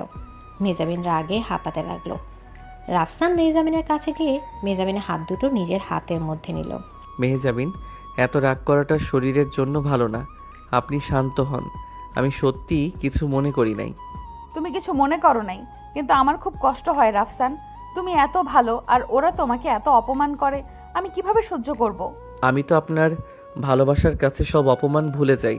আপনি যখন সবার সামনে দাঁড়িয়ে আমার পক্ষ নেন, আমার মনে হয় আমি পৃথিবীর সবচেয়ে ভাগ্যবান মানুষ। রাফসানের কথা শুনে মেহজাবিনের চোখ দিয়ে পানি গড়িয়ে পড়ল। মেহজাবিন রাফসানকে শক্ত করে জড়িয়ে ধরল। মেহজাবিন ফুপিয়ে ফুপিয়ে কাঁদতে লাগলো। রাফসান মেহজাবিনের মাথায় হাত বুলিয়ে দিতে লাগলো। আমি তোমাকে কোনোদিন ছাড়বো না রাফসান। ওরা যতই চেষ্টা করুক, আমি আমাদের সম্পর্ক ভাঙতে দিব না। আমি জানি মেহজাবিন, আমিও আপনাকে কখনো ছেড়ে যাব না। বেশ কিছুক্ষণ পর মেহজাবিন শান্ত হলো। রাফসান মেহজাবিনের চোখের পানি মুছে দিয়ে হাসি মুখে বলল, আপনি না বললেন আজ আমরা ঘুরতে যাব? তাহলে চলুন, রেডি হয়ে নেই। হ্যাঁ, আমি এক্ষুনি রেডি হচ্ছি। এদিকে মেহজাবিন আর রাফসান রেডি হয়ে বাসা থেকে বের হয়ে গেল। তারা সারাদিন একসাথে ঘুরল। মেহজাবিন রাফসানের জন্য অনেকগুলো শার্ট আর প্যান্ট কিনল। রাফসান নিতে না চাইলেও মেহজাবিন জোর করে তাকে সব কিনে দিল। রেস্টুরেন্টে বসে একসাথে খাবার খেলো। রাফসান নিজের হাতে মেহজাবিনকে খাইয়েও দিল। মেহজাবিনের মনে হলো যে সে যেন একটা সুন্দর স্বপ্ন দেখছে। এদিকে দুপুরে লিয়াকত আর তোফায়েল উকিল মেহজাবিনদের বাড়িতে এলো। তারা চুপি চুপি রাফসানের ঘরে প্রবেশ করলো। লিয়াকত একটা কালো ফাইল আর 5 কোটি টাকার একটা চেক রাফসানের ব্যাগের একদম নিচে লুকিয়ে রাখলো। লিয়াকত হাসতে হাসতে বলে উঠল, কাজ শেষ, এবার শুধু গালিব সাহেবের আসার অপেক্ষা। এই ভিখারি ছেলে আজ জেলের ভাত খাবে। আপনি চিন্তা করবেন না লিয়াকত সাহেব, আমি এমনভাবে পেপারস রেডি করছি যে কেউ বুঝতে পারবে না এগুলো নকল। রাফসানের জালিয়াতি একদম প্রমাণ হয়ে যাবে। তারা চুপি চুপি ঘর থেকে বেরিয়ে গেল। সন্ধ্যাবেলায় মেহজাবিন আর রাফসান হাসতে হাসতে বাড়িতে ফিরল। বাড়িতে ঢুকতেই তারা দেখলো ড্রয়িং রুমে থমথমে পরিবেশ। মির্জা গালিব সোফায় বসে রাগে ফুঁসছেন। তার পাশে পুলিশ অফিসার রফিক দাঁড়িয়ে আছেন। লিয়াকত, নূরজাহান আর আরমান মুখে চিন্তার ভান করে দাঁড়িয়ে আছে। মেহজাবিন অবাক হয়ে বলে উঠল, কি হয়েছে সেইটা তো তোমার এই চোর স্বামী ভালো করেই জানে। এদিকে মির্জা গালিবের কথা শুনে মেহজাবিন আর রাফসান দুজনেই চমকে উঠল। রাফসান অবাক চোখে মির্জা গালিবের দিকে তাকিয়ে রইল। মেহজাবিন রেগে বলে উঠল, বাবা তুমি কি বলছো? রাফসান চোর হতে যাবে কেন? তুমি ওকে এমন অপমান কেন করছো? আমি অপমান করছি না মেহজাবিন, আমি সত্যি কথা বলছি। আমার কোম্পানির 5 কোটি টাকার চেক আর খুব ইম্পর্টেন্ট কিছু গোপন ফাইল চুরি হয়ে গেছে, আর আমি জানি এই কাজটা কে করেছে। গালিব সাহেব, আপনি শান্ত হন। আমরা তো এখনো শিওর না। অফিসার রফিক, আপনি পুরো বাড়িটা একবার সার্চ করুন। জি স্যার, আমার সব জায়গায় চেক করছি। অফিসার, আপনাদের এই বাড়িতে সার্চ করার কোনো দরকার নেই। আমার স্বামী কোনোদিন চুরি করতে পারে না, আমি গ্যারান্টি দিচ্ছি। মেহজাবিন, তুই এত কনফিডেন্স দেখাচ্ছিস কেন? পুলিশকে তাদের কাজ করতে দে। যদি তোর স্বামী নির্দোষ হয় তাহলে তোর ভয় পাওয়ার কিছু নেই। মেহজাবিন, আপনি ওনাদের সার্চ করতে দিন। আমি যেহেতু কোনো অন্যায় করি নাই, আমার কোনো ভয় নাই। পুলিশ অফিসার, আপনি চাইলে আমার ঘর থেকে শুরু করতে পারেন। এদিকে রাফসানের কথা শুনে লিয়াকত আর নূরজাহান একে অপরের দিকে তাকিয়ে মুচকি হাসল। অফিসার রফিক কয়েকজন কনস্টেবল নিয়ে মেহজাবিন আর রাফসানের ঘরে গেল। মেহজাবিন আর রাফসানও তাদের পেছনে পেছনে গেল। মির্জা গালিব আর লিয়াকতও ঘরে আসলো। কনস্টেবলরা পুরো ঘর তন্ন তন্ন করে খুঁজতে লাগলো। হঠাৎ একজন কনস্টেবল রাফসানের ব্যাগটা হাতে নিয়ে বলে উঠল, হ্যাঁ, চেক করুন, এইটা আমার ব্যাগ। কনস্টেবল ব্যাগটা সহ খুলে সব জিনিসপত্র বের করতে লাগলো। হঠাৎ ব্যাগের একদম নিচে একটা কালো ফাইল আর একটা চেক বইয়ের পাতা বেরিয়ে আসলো। কনস্টেবল ফাইলটা সহ অফিসার রফিকের হাতে দিয়ে বলল, অফিসার রফিক ফাইলটা খুলে চেকটা বের করে মির্জা গালিবের হাতে দিল। মির্জা গালিব চেকটা দেখে রাগে ফেটে পড়ল। মির্জা গালিব চেঁচিয়ে বলে উঠল, এই তো সেই চেক, 5 কোটি টাকার চেক। আর এই ফাইলগুলো ও আমার কোম্পানির। মেহেরজাবিন, এবার তুই কি বলবি? তোর এই ভিখারির স্বামী আমার টাকা চুরি করেছে। মেহজাবিন স্তব্ধ হয়ে দাঁড়িয়ে রইল। তার চোখের সামনে পুরো পৃথিবী যেন ঘুরতে লাগলো। মেহজাবিন কাঁপা কাঁপা হাতে চেকটা নিল। হ্যাঁ, এইটাই বাবার কোম্পানির চেক। মেহজাবিন অবাক চোখে রাফসানের দিকে তাকালো। রাফসানের চোখে মুখে চরম বিস্ময় আর হতবাক ভাব। রাফসান ঢোক গিলে বলে উঠল, মেহজাবিন, আমি কিছু জানি না। এগুলো আমার ব্যাগে কিভাবে আসলো আমি সত্যিই জানি না। আমি কোনো চুরি করি নাই। তুই চুরি করিস নাই তো কি আসমান থেকে এগুলো তোর ব্যাগে এসে পড়েছে? হ্যাঁ, তুই একটাই পয়েন্ট নিয়ে, হ্যাঁ, তোর তো টাকার লোভ থাকবেই। তুই মেহজাবিনকে বিয়ে করেছিস তো এই টাকার জন্যই। পুলিশ অফিসার, আপনি দাঁড়িয়ে আছেন কেন? এই চোরকে এখনই অ্যারেস্ট করে নিয়ে যান। মেহজাবিন, আপনি আমাকে বিশ্বাস করুন, আমি এই ফাইলগুলোর ব্যাপারে কিছু জানি না। আমি আপনার বাবার একটা টাকাও নেই নাই। রাফসান অসহায় চোখে মেহজাবিনের দিকে তাকিয়ে রইল। রাফসানের আশা মেহজাবিন সবার সামনে দাঁড়িয়ে তার পক্ষ নেবে, মেহজাবিন তাকে বিশ্বাস করবে। কিন্তু মেহজাবিনের মনের ভিতর তখন অদ্ভুত এক ঝড় বইছে। বাবার কোম্পানির 5 কোটি টাকা রাফসানের ব্যাগে পাওয়া গেছে। মেহজাবিন সমাজ, বাবা আর প্রমাণ সব কিছু মিলে কনফিউজড হয়ে গেল। মেহজাবিনের মাথাটা কাজ করা বন্ধ করে দিল। মেহজাবিন রাফসানের দিকে তার রাগী চোখে তাকিয়ে বলে উঠল, রাফসান, তোমার ব্যাগে এগুলো কিভাবে আসলো? তুমি কি সত্যি আমার বাবার টাকা চুরি করেছো? মেহজাবিনের মুখে এই প্রশ্নটা শুনে রাফসানের বুকের ভেতরটা যেন ভেঙে চুরমার হয়ে গেল। রাফসান বিশ্বাস করতে পারছে না মেহজাবিন তাকে সন্দেহ করছে। যে মেহজাবিন কাল রাতে তাকে ভালোবাসার কথা বলেছে, আজ সে তাকে চোর ভাবছে।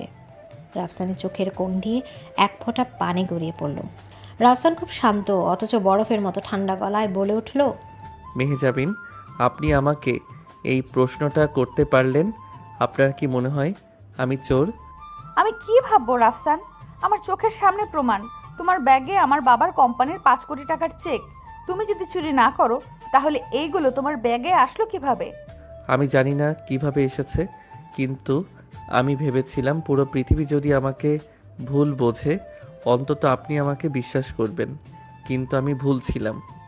মেহেরজাবিন, তুই এবার বুঝতে পারছিস তো এই ছেলের আসল রূপ? অফিসার, আপনি ওকে নিয়ে যান। এদিকে অফিসার রফিক রাফসানের হাতে হাত করা পরাতে গেল। রাফসান কোনো বাধা দিল না। রাফসান শুধু এক দৃষ্টে মেহজাবিনের দিকে তাকিয়ে রইল।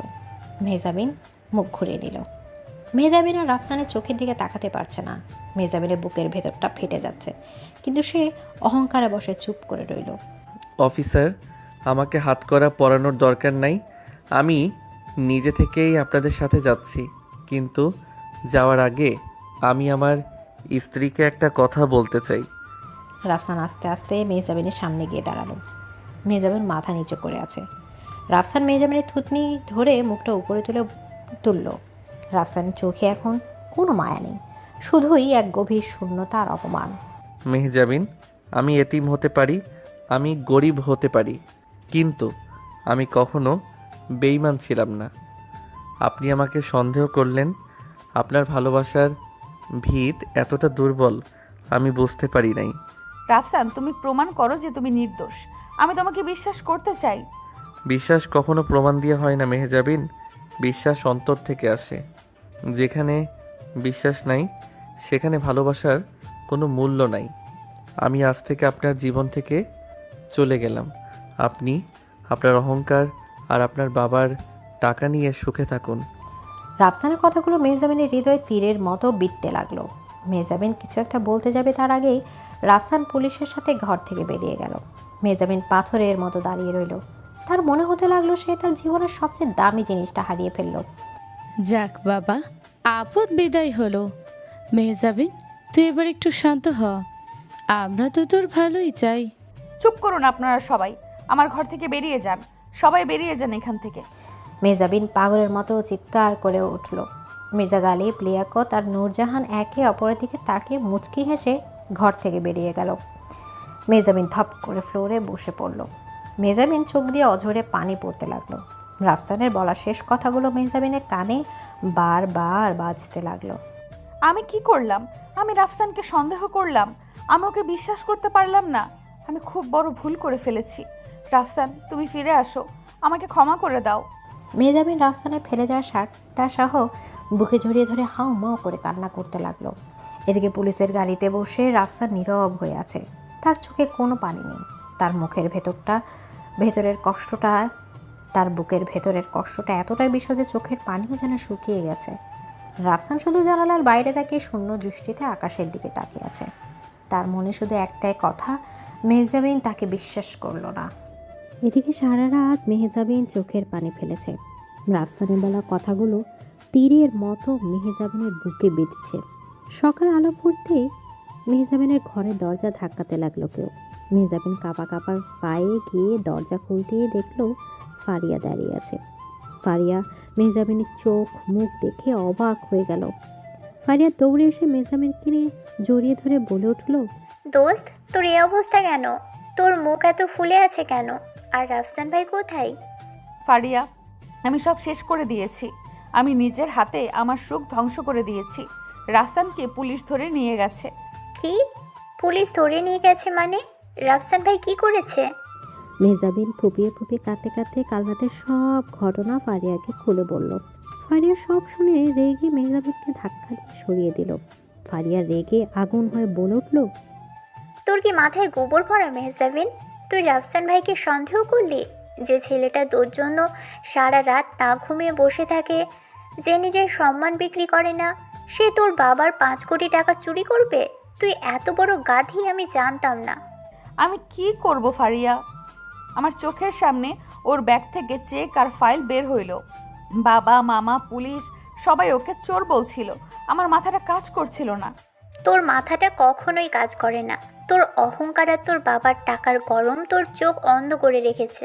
রাফসান ভাই ঠিকই বলেছে, তুই ওকে ভালোবাসতে পারিস নাই। তুই শুধু ওকে নিজের খেলনা মনে করেছিস। না ফারিয়া, আমি রাফসানকে ভালোবাসি। আমি ওকে ছাড়া বাঁচতে পারবো না। আমার বুকের ভেতরটা ছিঁড়ে যাচ্ছে। তুই আমাকে সাহায্য কর, ওকে ছাড়িয়ে আনতে হবে। ছাড়িয়ে তো আমি আনবই, কিন্তু রাফসান ভাই কি আর তোর কাছে ফিরে আসবে? তুই ওর আত্মসম্মানে আঘাত করেছিস মেহজাবিন। এদিকে মেহজাবিন তাড়াহুড়ো করে রেডি হয়ে ফারিয়ার সাথে থানায় চলে গেল। থানায় গিয়ে মেহজাবিন অফিসার রফিককে বলে উঠল, অফিসার, আমি রাফসানের স্ত্রী। আমি ওর সাথে দেখা করতে চাই। ম্যাডাম, উনি তো লোকাবে আছেন। আপনার বাবা ওনার নামে চুরির মামলা দিয়েছে, আমি ওনাকে ডাকছি। একজন কনস্টেবল রাফসানকে লক আপ থেকে বের করে নিয়ে আসলো।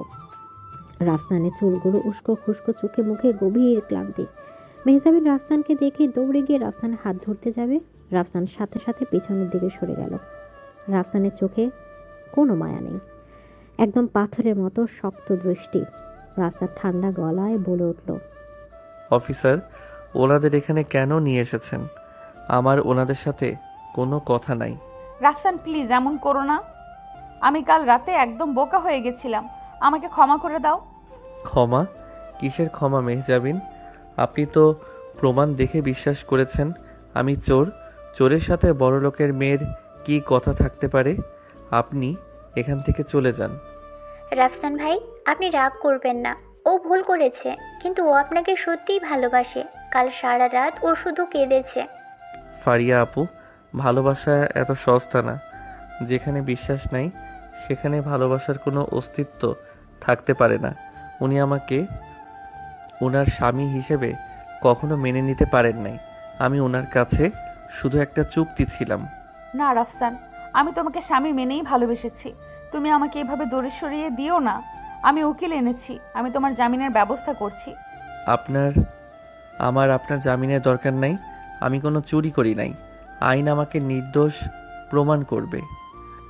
রাফসান কনস্টেবলকে বলে আবার লকআপে ঢুকে গেল। মেহজাবিন লকআপের বাইরে দাঁড়িয়ে হাও মাও করে কাঁদতে লাগলো। ফারিয়া মেহজাবিনকে টেনে উকিলের কাছে নিয়ে গেল। অনেক টাকা আর ক্ষমতা জোরে মেহজাবিন রাফসানের জামিনের ব্যবস্থা করলো। কিছুক্ষণ পর রাফসানকে ছেড়ে দেওয়া হলো। রাফসান থানা থেকে বের হতে মেহজাবিন বলে উঠল, রাফসান চলো এবার বাড়িতে চলো। আপনি আপনার বাবার টাকা নিয়ে সুখে থাকুন, আমাকে আমার মতো থাকতে দিন। বাড়ি? কার বাড়ি? আমি ওই বাড়িতে আর কোনোদিন পা রাখবো না। আমার জায়গা ফুটপাতে হইতে পারে, কিন্তু আপনাদের মতো নিচু মনের মানুষদের সাথে না। ঠিক তখনই জিশান সেখানে দৌড়ে আসলো। জিশান রাফসানের ছোটবেলার বন্ধু। জিশান এসে রাফসানকে জড়িয়ে ধরে বলে উঠল, রাফসান, তুই ঠিক আছিস? আমি খবর পেয়ে ছুটে এসেছি। তোকে পুলিশে দিল কে? আমি ঠিক আছি জিশান, চলো আমাকে এতিমখানে নিয়ে চলো। আমার এখানে আর এক মুহূর্ত থাকতে ইচ্ছে করছে না। চল ভাই। জিসান ভাই প্লিজ ওকে বোঝান, ও আমার সাথে বাড়িতে না গেলে আমি বাঁচবো না। আপনি মেহজাবিন তাই না? আপনি তো ওকে ভালোবেসে বিয়ে করেছিলেন, তাহলে ওকে বিশ্বাস করতে পারলেন না কেন? আমার বন্ধুটা এতিম হতে পারে, কিন্তু ও কখনো কারো 1 টাকাও চুরি করতে পারে না। আপনি ওকে অনেক বড় আঘাত দিয়েছেন। এদিকে জিশান রাফসানকে নিয়ে সিএনজিতে উঠে চলে গেল। মেহজাবিন রাস্তার মাঝে দাঁড়িয়ে ফুপিয়ে ফুপিয়ে কাঁদতে লাগলো। ফারিয়া মেহজাবিনের কাঁধে হাত রেখে বলে উঠল, কাঁদিস না মেহজাবিন, এখন কাঁদার সময় না। রাফসান ভাই নির্দোষ, এটাই তোকে প্রমাণ করতে হবে। তুই কি বুঝতে পারছিস না? এটা একটা ষড়যন্ত্র। ষড়যন্ত্র? কিন্তু কে করবে এমন ষড়যন্ত্র? তুই একটু ভাব, তোর বাবার কোম্পানির চেক আর ফাইল রাফসান ভাইয়ের ব্যাগে কিভাবে গেল? কাল তোদের বাড়িতে কে কে ছিল? কাল তো ছোট মা, মামা, আরমান আর রিয়া ছিল, আর দুপুরে তোফায়েল উকিল এসেছিল। এক্স্যাক্টলি, তোর মামা লিয়াকত আর তোর সৎ মা নূরজাহান রাফসান ভাইকে একদম সহ্য করতে পারে না। ওরা ওকে অপমান করার সুযোগ খুঁজছিল। আমার মনে হচ্ছে এই কাজটাই ওরা করেছে। মেহজাবিনের মাথায় যেন বিদ্যুৎ চমকে উঠল। মেহজাবিন চোখ মুছে শক্ত হয়ে দাঁড়ালো। মেহজাবিনের চোখের দৃষ্টিতে এখন শুধু একটাই জেদ, রাফসানের সম্মান ফিরিয়ে আনা।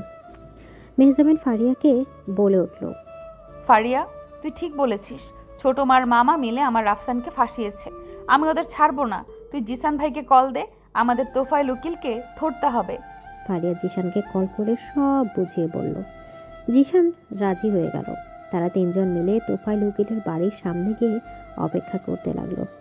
রাতে তোফায়েল উকিল বাড়ি ফিরতেই জিশান পেছন থেকে তোফায়েলকে ধরে ফেলল। তোফায়েল উকিল ভয় পেয়ে চিৎকার করতে যাবে, ফারিয়া ওর মুখ চেপে ধরল। মেহজাবিন রেগে বলে উঠল, চুপ একদম, একটা শব্দ করলে গলা কেটে ফেলবো। সত্যি করে বল, রাফসানের ব্যাগে চেক আর ফাইল কে রেখেছিল? আমি কিছু জানি না ম্যাডাম, আমাকে ছেড়ে দিন। জানিস না মানে? তুই কাল দুপুরে লিয়াকতের সাথে ওই বাড়িতে কি করতে গেছিলি? তুই যদি সত্যি কথা না বলিস, আমি তোকে পুলিশের হাতে দিব, আর তোর জালিয়াতের সব খবর বার কাউন্সিলে জানিয়ে তোর লাইসেন্স ক্যান্সেল করব।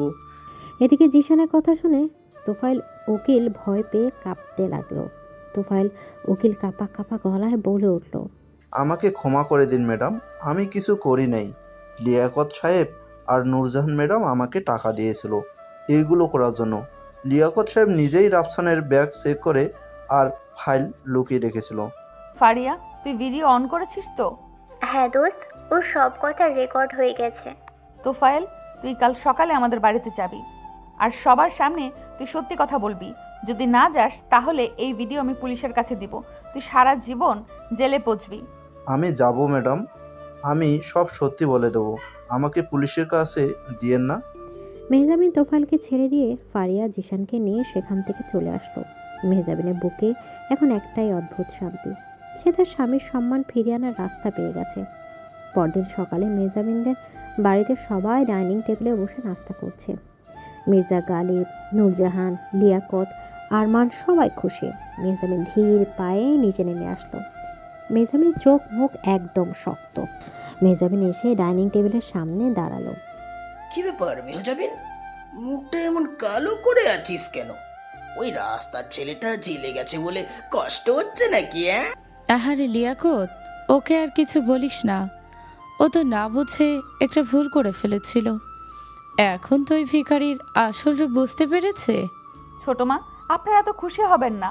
ভিখারির আসল রূপ আমি দেখেছি নাকি আপনাদের আসল রূপ আমি দেখেছি, সেটা একটু পর সবাই দেখতে পাবে।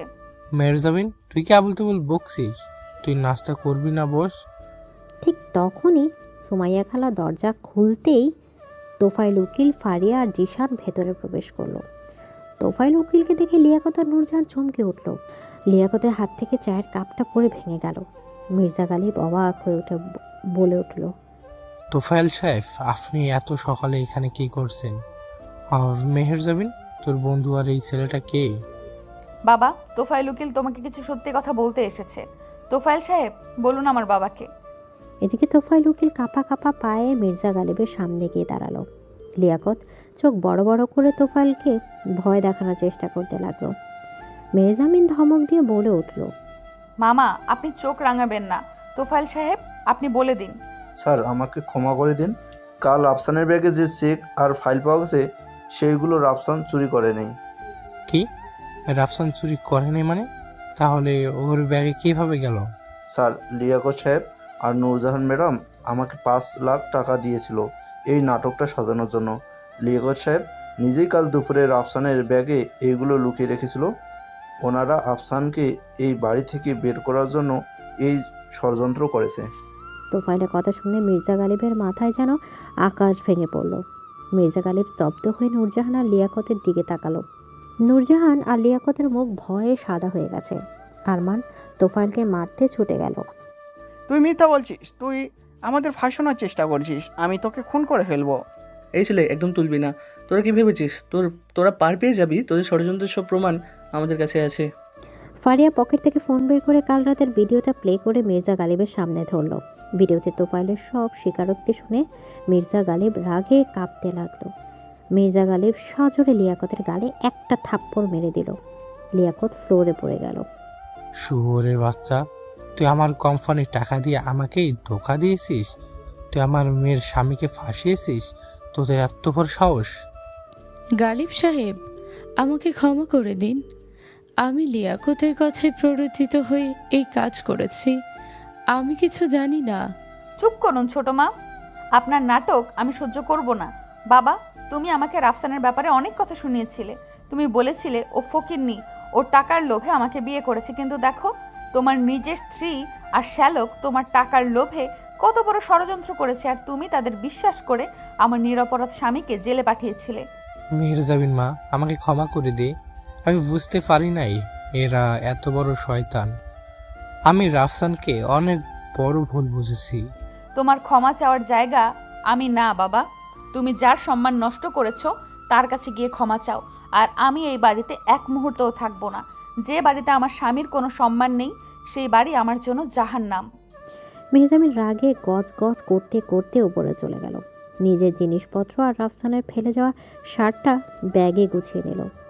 মেহজাবিন ব্যাগ হাতে নিচে নেমে আসলো। মির্জা গালিব মেহজাবিনের রাস্তা আটকে দাঁড়ালো। মেহজাবিন, তুই কোথায় যাচ্ছিস? তোমাকে ছেড়ে যাস না মা। আমি এদের পুলিশে দিব, এদের এই বাড়ি থেকে বের করে দিব। বাবা, তুমি ওদের যা ইচ্ছা তাই করো, কিন্তু আমি আমার স্বামীর কাছে যাচ্ছি। আমি ওর কাছে ক্ষমা চাইতে যাচ্ছি। যদি ও আমাকে ক্ষমা না করে তাহলে আমি সারা জীবন ওর বাড়ির দরজায় বসে থাকবো। তাও এই অহংকারের প্রাসাদে আমি আর ফিরবো না। মেহজাবিন মির্জা গালিবকে পাশ কাটিয়ে ফারিয়া আর জিশানকে নিয়ে বাড়ি থেকে বের হয়ে গেল। মির্জা গালিব ফ্লোরে বসে হাউমাউ করে কাঁদতে লাগলো। লিয়াকত আর নূরজাহান ভয়ে জড়সড় হয়ে দাঁড়িয়ে রইল। এদিকে এতিমখানার রাফসান নিজের ঘরে বসে আর ক্যানভাসের দিকে তাকিয়ে আছে। ক্যানভাসে মেহজাবিনের সেই হাসি মুখের ছবিটা আঁকা। রাফসানের চোখের কোণ দিয়ে এক ফোঁটা পানি গড়িয়ে পড়ল। রাফসান মনে মনে ভাবতে লাগলো, মেহজাবিন, আপনি আমাকে এত বড় আঘাত কিভাবে দিতে পারলেন? আমি তো আপনাকে নিজের জীবনের চেয়েও বেশি ভালোবেসেছিলাম। আপনার একটা অবিশ্বাস আমার সব স্বপ্ন ভেঙে চুরমার করে দিয়েছে। আমি আপনাকে কখনো ক্ষমা করতে পারবো না। রাফসান ক্যানভাসটা কাপড় দিয়ে ঢেকে দিল। রাফসানের বুকের ভেতরটা হাহাকার করে উঠল। সে জানে মেহজাবিনকে ছাড়া তার জীবনটা একদম শূন্য, কিন্তু তার আত্মসম্মান তাকে মেহজাবিনের কাছে ফিরে যেতে বাধা দিচ্ছে। ঠিক তখনই মেহজাবিন এতিমখানার দরজায় এসে দাঁড়ালো। মেহজাবিনের চোখে পানি, কিন্তু মুখে একটা অদ্ভুত শান্তি। সে তার ভালোবাসার মানুষকে নির্দোষ প্রমাণ করেছে। এখন শুধু রাফসানের অভিমান ভাঙানোর পালা। এদিকে মেহজাবিন কাঁপা কাঁপা পায়ে এতিমখানার ভেতরে প্রবেশ করলো। ওর চোখ মুখ কান্নায় ফুলে আছে। রহমত চাচা মেহজাবিনকে দেখে দৌড়ে আসলো। রহমত চাচা অবাক হয়ে বলে উঠল, মা মেহজাবিন, তুই এত রাতে এখানে? তোর এই অবস্থা কেন মা? কি হয়েছে তোর? চাচা, আমার রাফসান কোথায়? ও কি এখানে এসেছে? আমি ওর কাছে ক্ষমা চাইতে এসেছি চাচা। আমি অনেক বড় পাপ করে ফেলেছি। রাফসান তো সন্ধ্যায় এসেছে, এসে নিজের ঘরে দরজা বন্ধ করে রেখেছে। আমি কতবার ডাকলাম, ও কিছু খায় নাই। ছেলেটার চোখ মুখ দেখে মনে হলো কেউ যেন ওর বুক থেকে ওর জানটাই কেড়ে নিয়েছে। তুই কি কিছু করেছিস? আমি ওর বিশ্বাস ভেঙে দিয়েছি চাচা। আমি ওর সম্মানে আঘাত করেছিলাম। আমাকে ওর ঘরে নিয়ে চলো চাচা। আমি ওর পায়ে ধরে ক্ষমা চাইবো।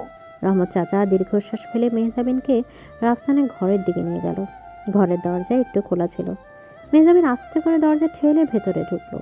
ঘরে কোনো আলো নেই, শুধু জানালার ফাঁক দিয়ে চাঁদের আলো এসে পড়ছে। মেহজাবিন দেখলো রাফসান ফ্লোরে বসে আছে, ক্যানভাসের সামনে। ক্যানভাসটা সহ একটা কাপড় দিয়ে ঢাকা। রাফসান এক দৃষ্টি সেদিকে তাকিয়ে আছে। মেহজাবিনের কাপা গলায় বলে উঠল, রাফসান। মেহজাবিনের কণ্ঠ শুনে রাফসান চমকে উঠল। রাফসান সাথে সাথে উঠে দাঁড়ালো। রাফসানের চোখে দৃষ্টি একদম কঠিন হয়ে গেল। রাফসান রাগী গলায় বলে উঠল, আপনি এখানে কেন এসেছেন মেহজাবিন? এইটা একটা এতিমখানা। এখানে আপনাদের মতো বড়লোকদের কোনো কাজ নাই। আপনি এখান থেকে চলে যান। রাফসান প্লিজ আমাকে তাড়িয়ে দিও না। আমি জানি আমি খুব বড় ভুল করেছি। আমি তোমার ব্যাগে ওই চেক আর ফাইল দেখে মাথা ঠিক রাখতে পারি নাই, কিন্তু আমি সব সত্যি বের করেছি রাফসান। সত্যি? কিসের সত্যি মেহজাবিন? সত্যি তো এইটা যে আপনি আমাকে একটা মুহূর্তের জন্য বিশ্বাস করতে পারেন নাই। আপনার বাবার 5 কোটি টাকা আমার ভালোবাসার চেয়ে অনেক বড় হয়ে গেছিল, তাই না? না রাফসান, এমন কথা বলো না। আমি লিয়াকত মামা আর ছোট মাকে ধরেছি। তোফায়েল উকিল সবার সামনে সত্যি কথা স্বীকার করেছে। ওরা তোমাকে ফাঁসানোর জন্য ওই কাজ করেছিল। আমি বাবা আর ওই বাড়ির সব ছেড়ে চিরদিনের জন্য তোমার কাছে চলে এসেছি। আপনি কি ভেবেছেন আপনি এসে বলবেন আর আমি সব ভুলে আপনাকে বুকে জড়িয়ে নিব? আপনি আমার আত্মসম্মান নিয়ে খেলেছেন মেহজাবিন। আপনি সবার সামনে আমাকে চোর ভেবেছেন। আমি এতিম হতে পারি, কিন্তু আমার একটা বুক আছে, সেখানে অনেক কষ্ট হয়। এদিকে রাফসানের কথাগুলো মেহজাবিনের বুকে তীরের মতো বিঁধতে লাগলো। মেহজাবিন দৌড়ে গিয়ে রাফসানের হাত দুটো জড়িয়ে ধরল। মেহজাবিন হাউ মাউ করে কাঁদতে কাঁদতে বলে উঠল, আমাকে শাস্তি দাও রাফসান। তুমি আমাকে মারো, আমাকে বকো, কিন্তু আমাকে তুমি এভাবে দূরে সরিয়ে দিও না। আমি তোমাকে ছাড়া বাঁচতে পারবো না রাফসান। আমার দম বন্ধ হয়ে আসছে। হাত ছাড়ুন আমার। আপনি বাঁচবেন কি মরবেন তাতে আমার কিচ্ছু যায় আসে না। আপনি আমাকে ভালোবাসেন নাই, আপনি শুধু আমাকে আপনার বাবার বিরুদ্ধে একটা ঢাল হিসেবে ব্যবহার করেছেন।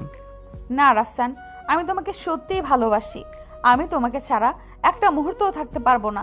আমি তোমার জন্য সব ছেড়ে এসেছি। আমার আপনার এই বড়লোকি ভালোবাসার কোনো দরকার নাই। যে ভালোবাসা একটা সামান্য কাগজের চেক দেখে ভেঙে যায়, সেই ভালোবাসার কোনো মূল্য আমার কাছে নাই।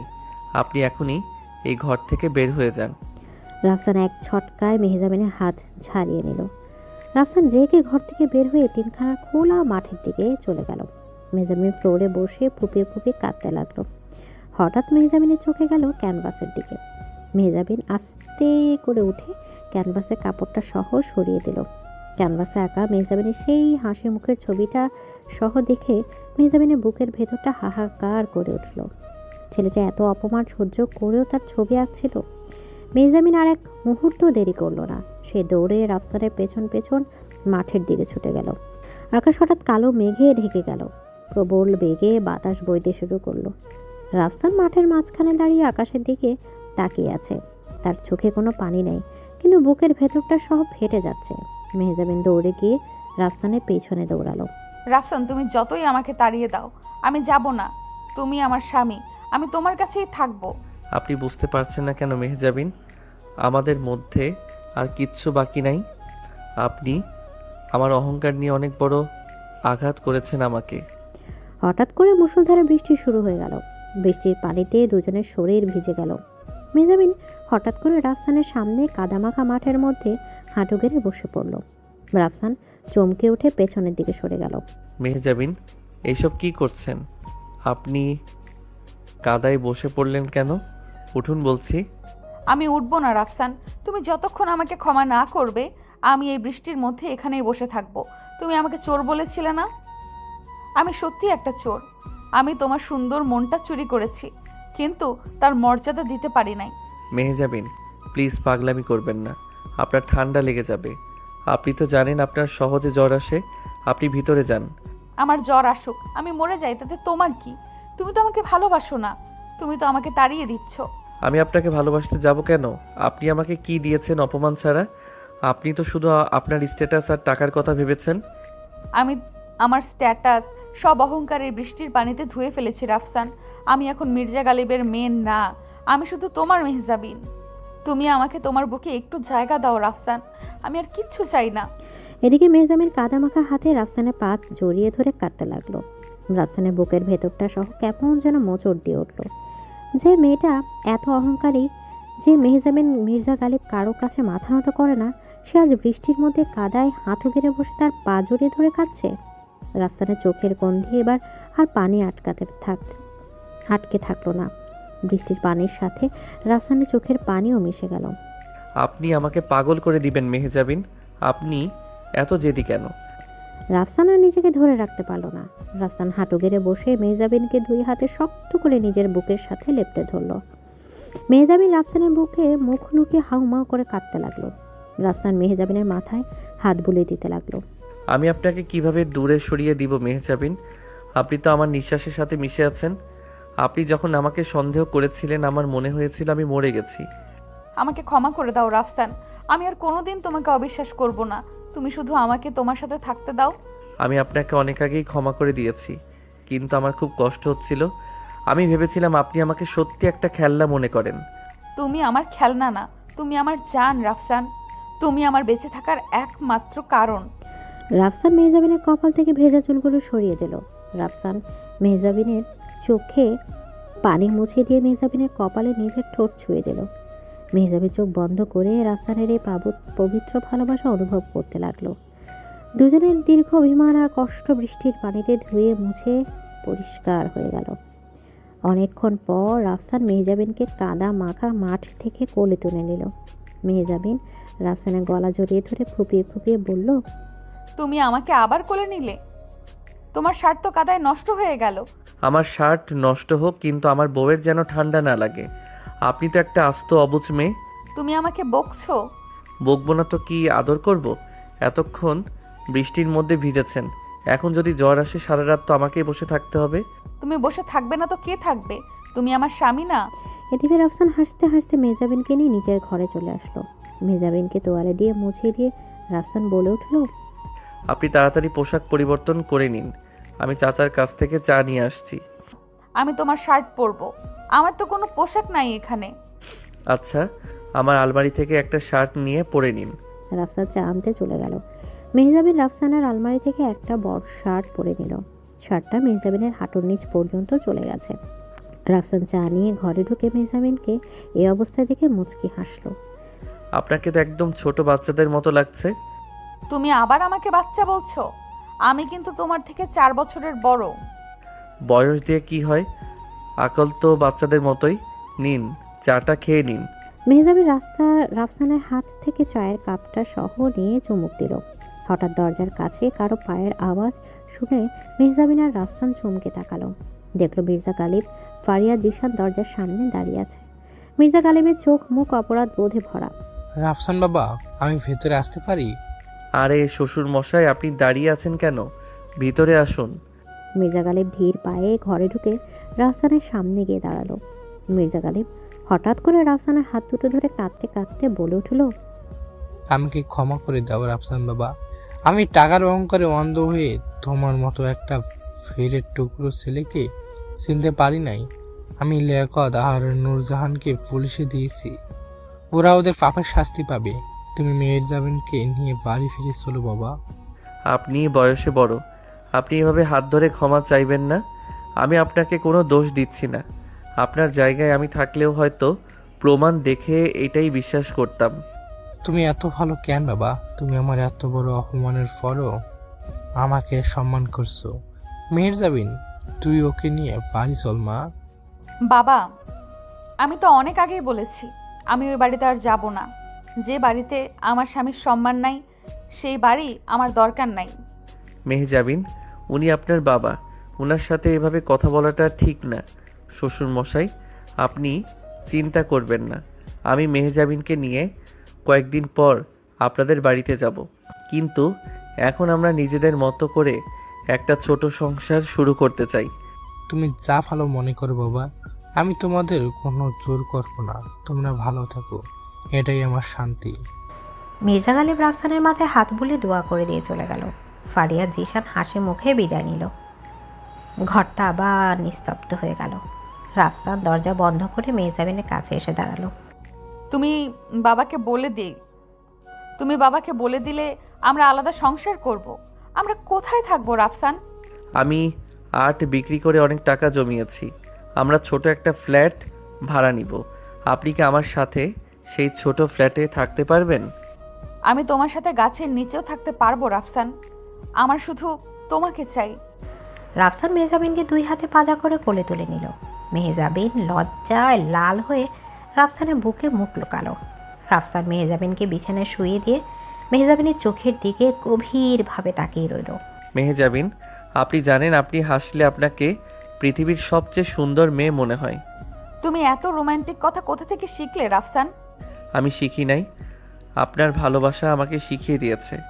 রাফসান আস্তে আস্তে মেহজাবিনের কপালে, চোখে আর গালে চুমো দিতে লাগলো।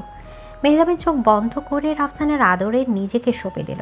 মেহজাবিনের মনে হলো সে যেন তার জীবনের সব সুখ একসাথে পেয়ে গেছে। রাফসান মেহজাবিনের কানের কাছে মুখ নিয়ে ফিসফিস করে বলে উঠল, আই লাভ ইউ মেহজাবিন, আমার অহংকারী বউ। I love you too Rafsan, আমার শান্ত জান।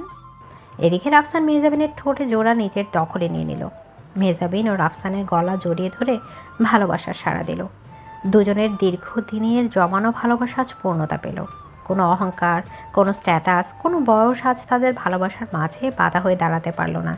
এভাবেই শুরু হলো মেহজাবিন আর রাফসানের নতুন জীবনের একটা সুন্দর পথ চলা।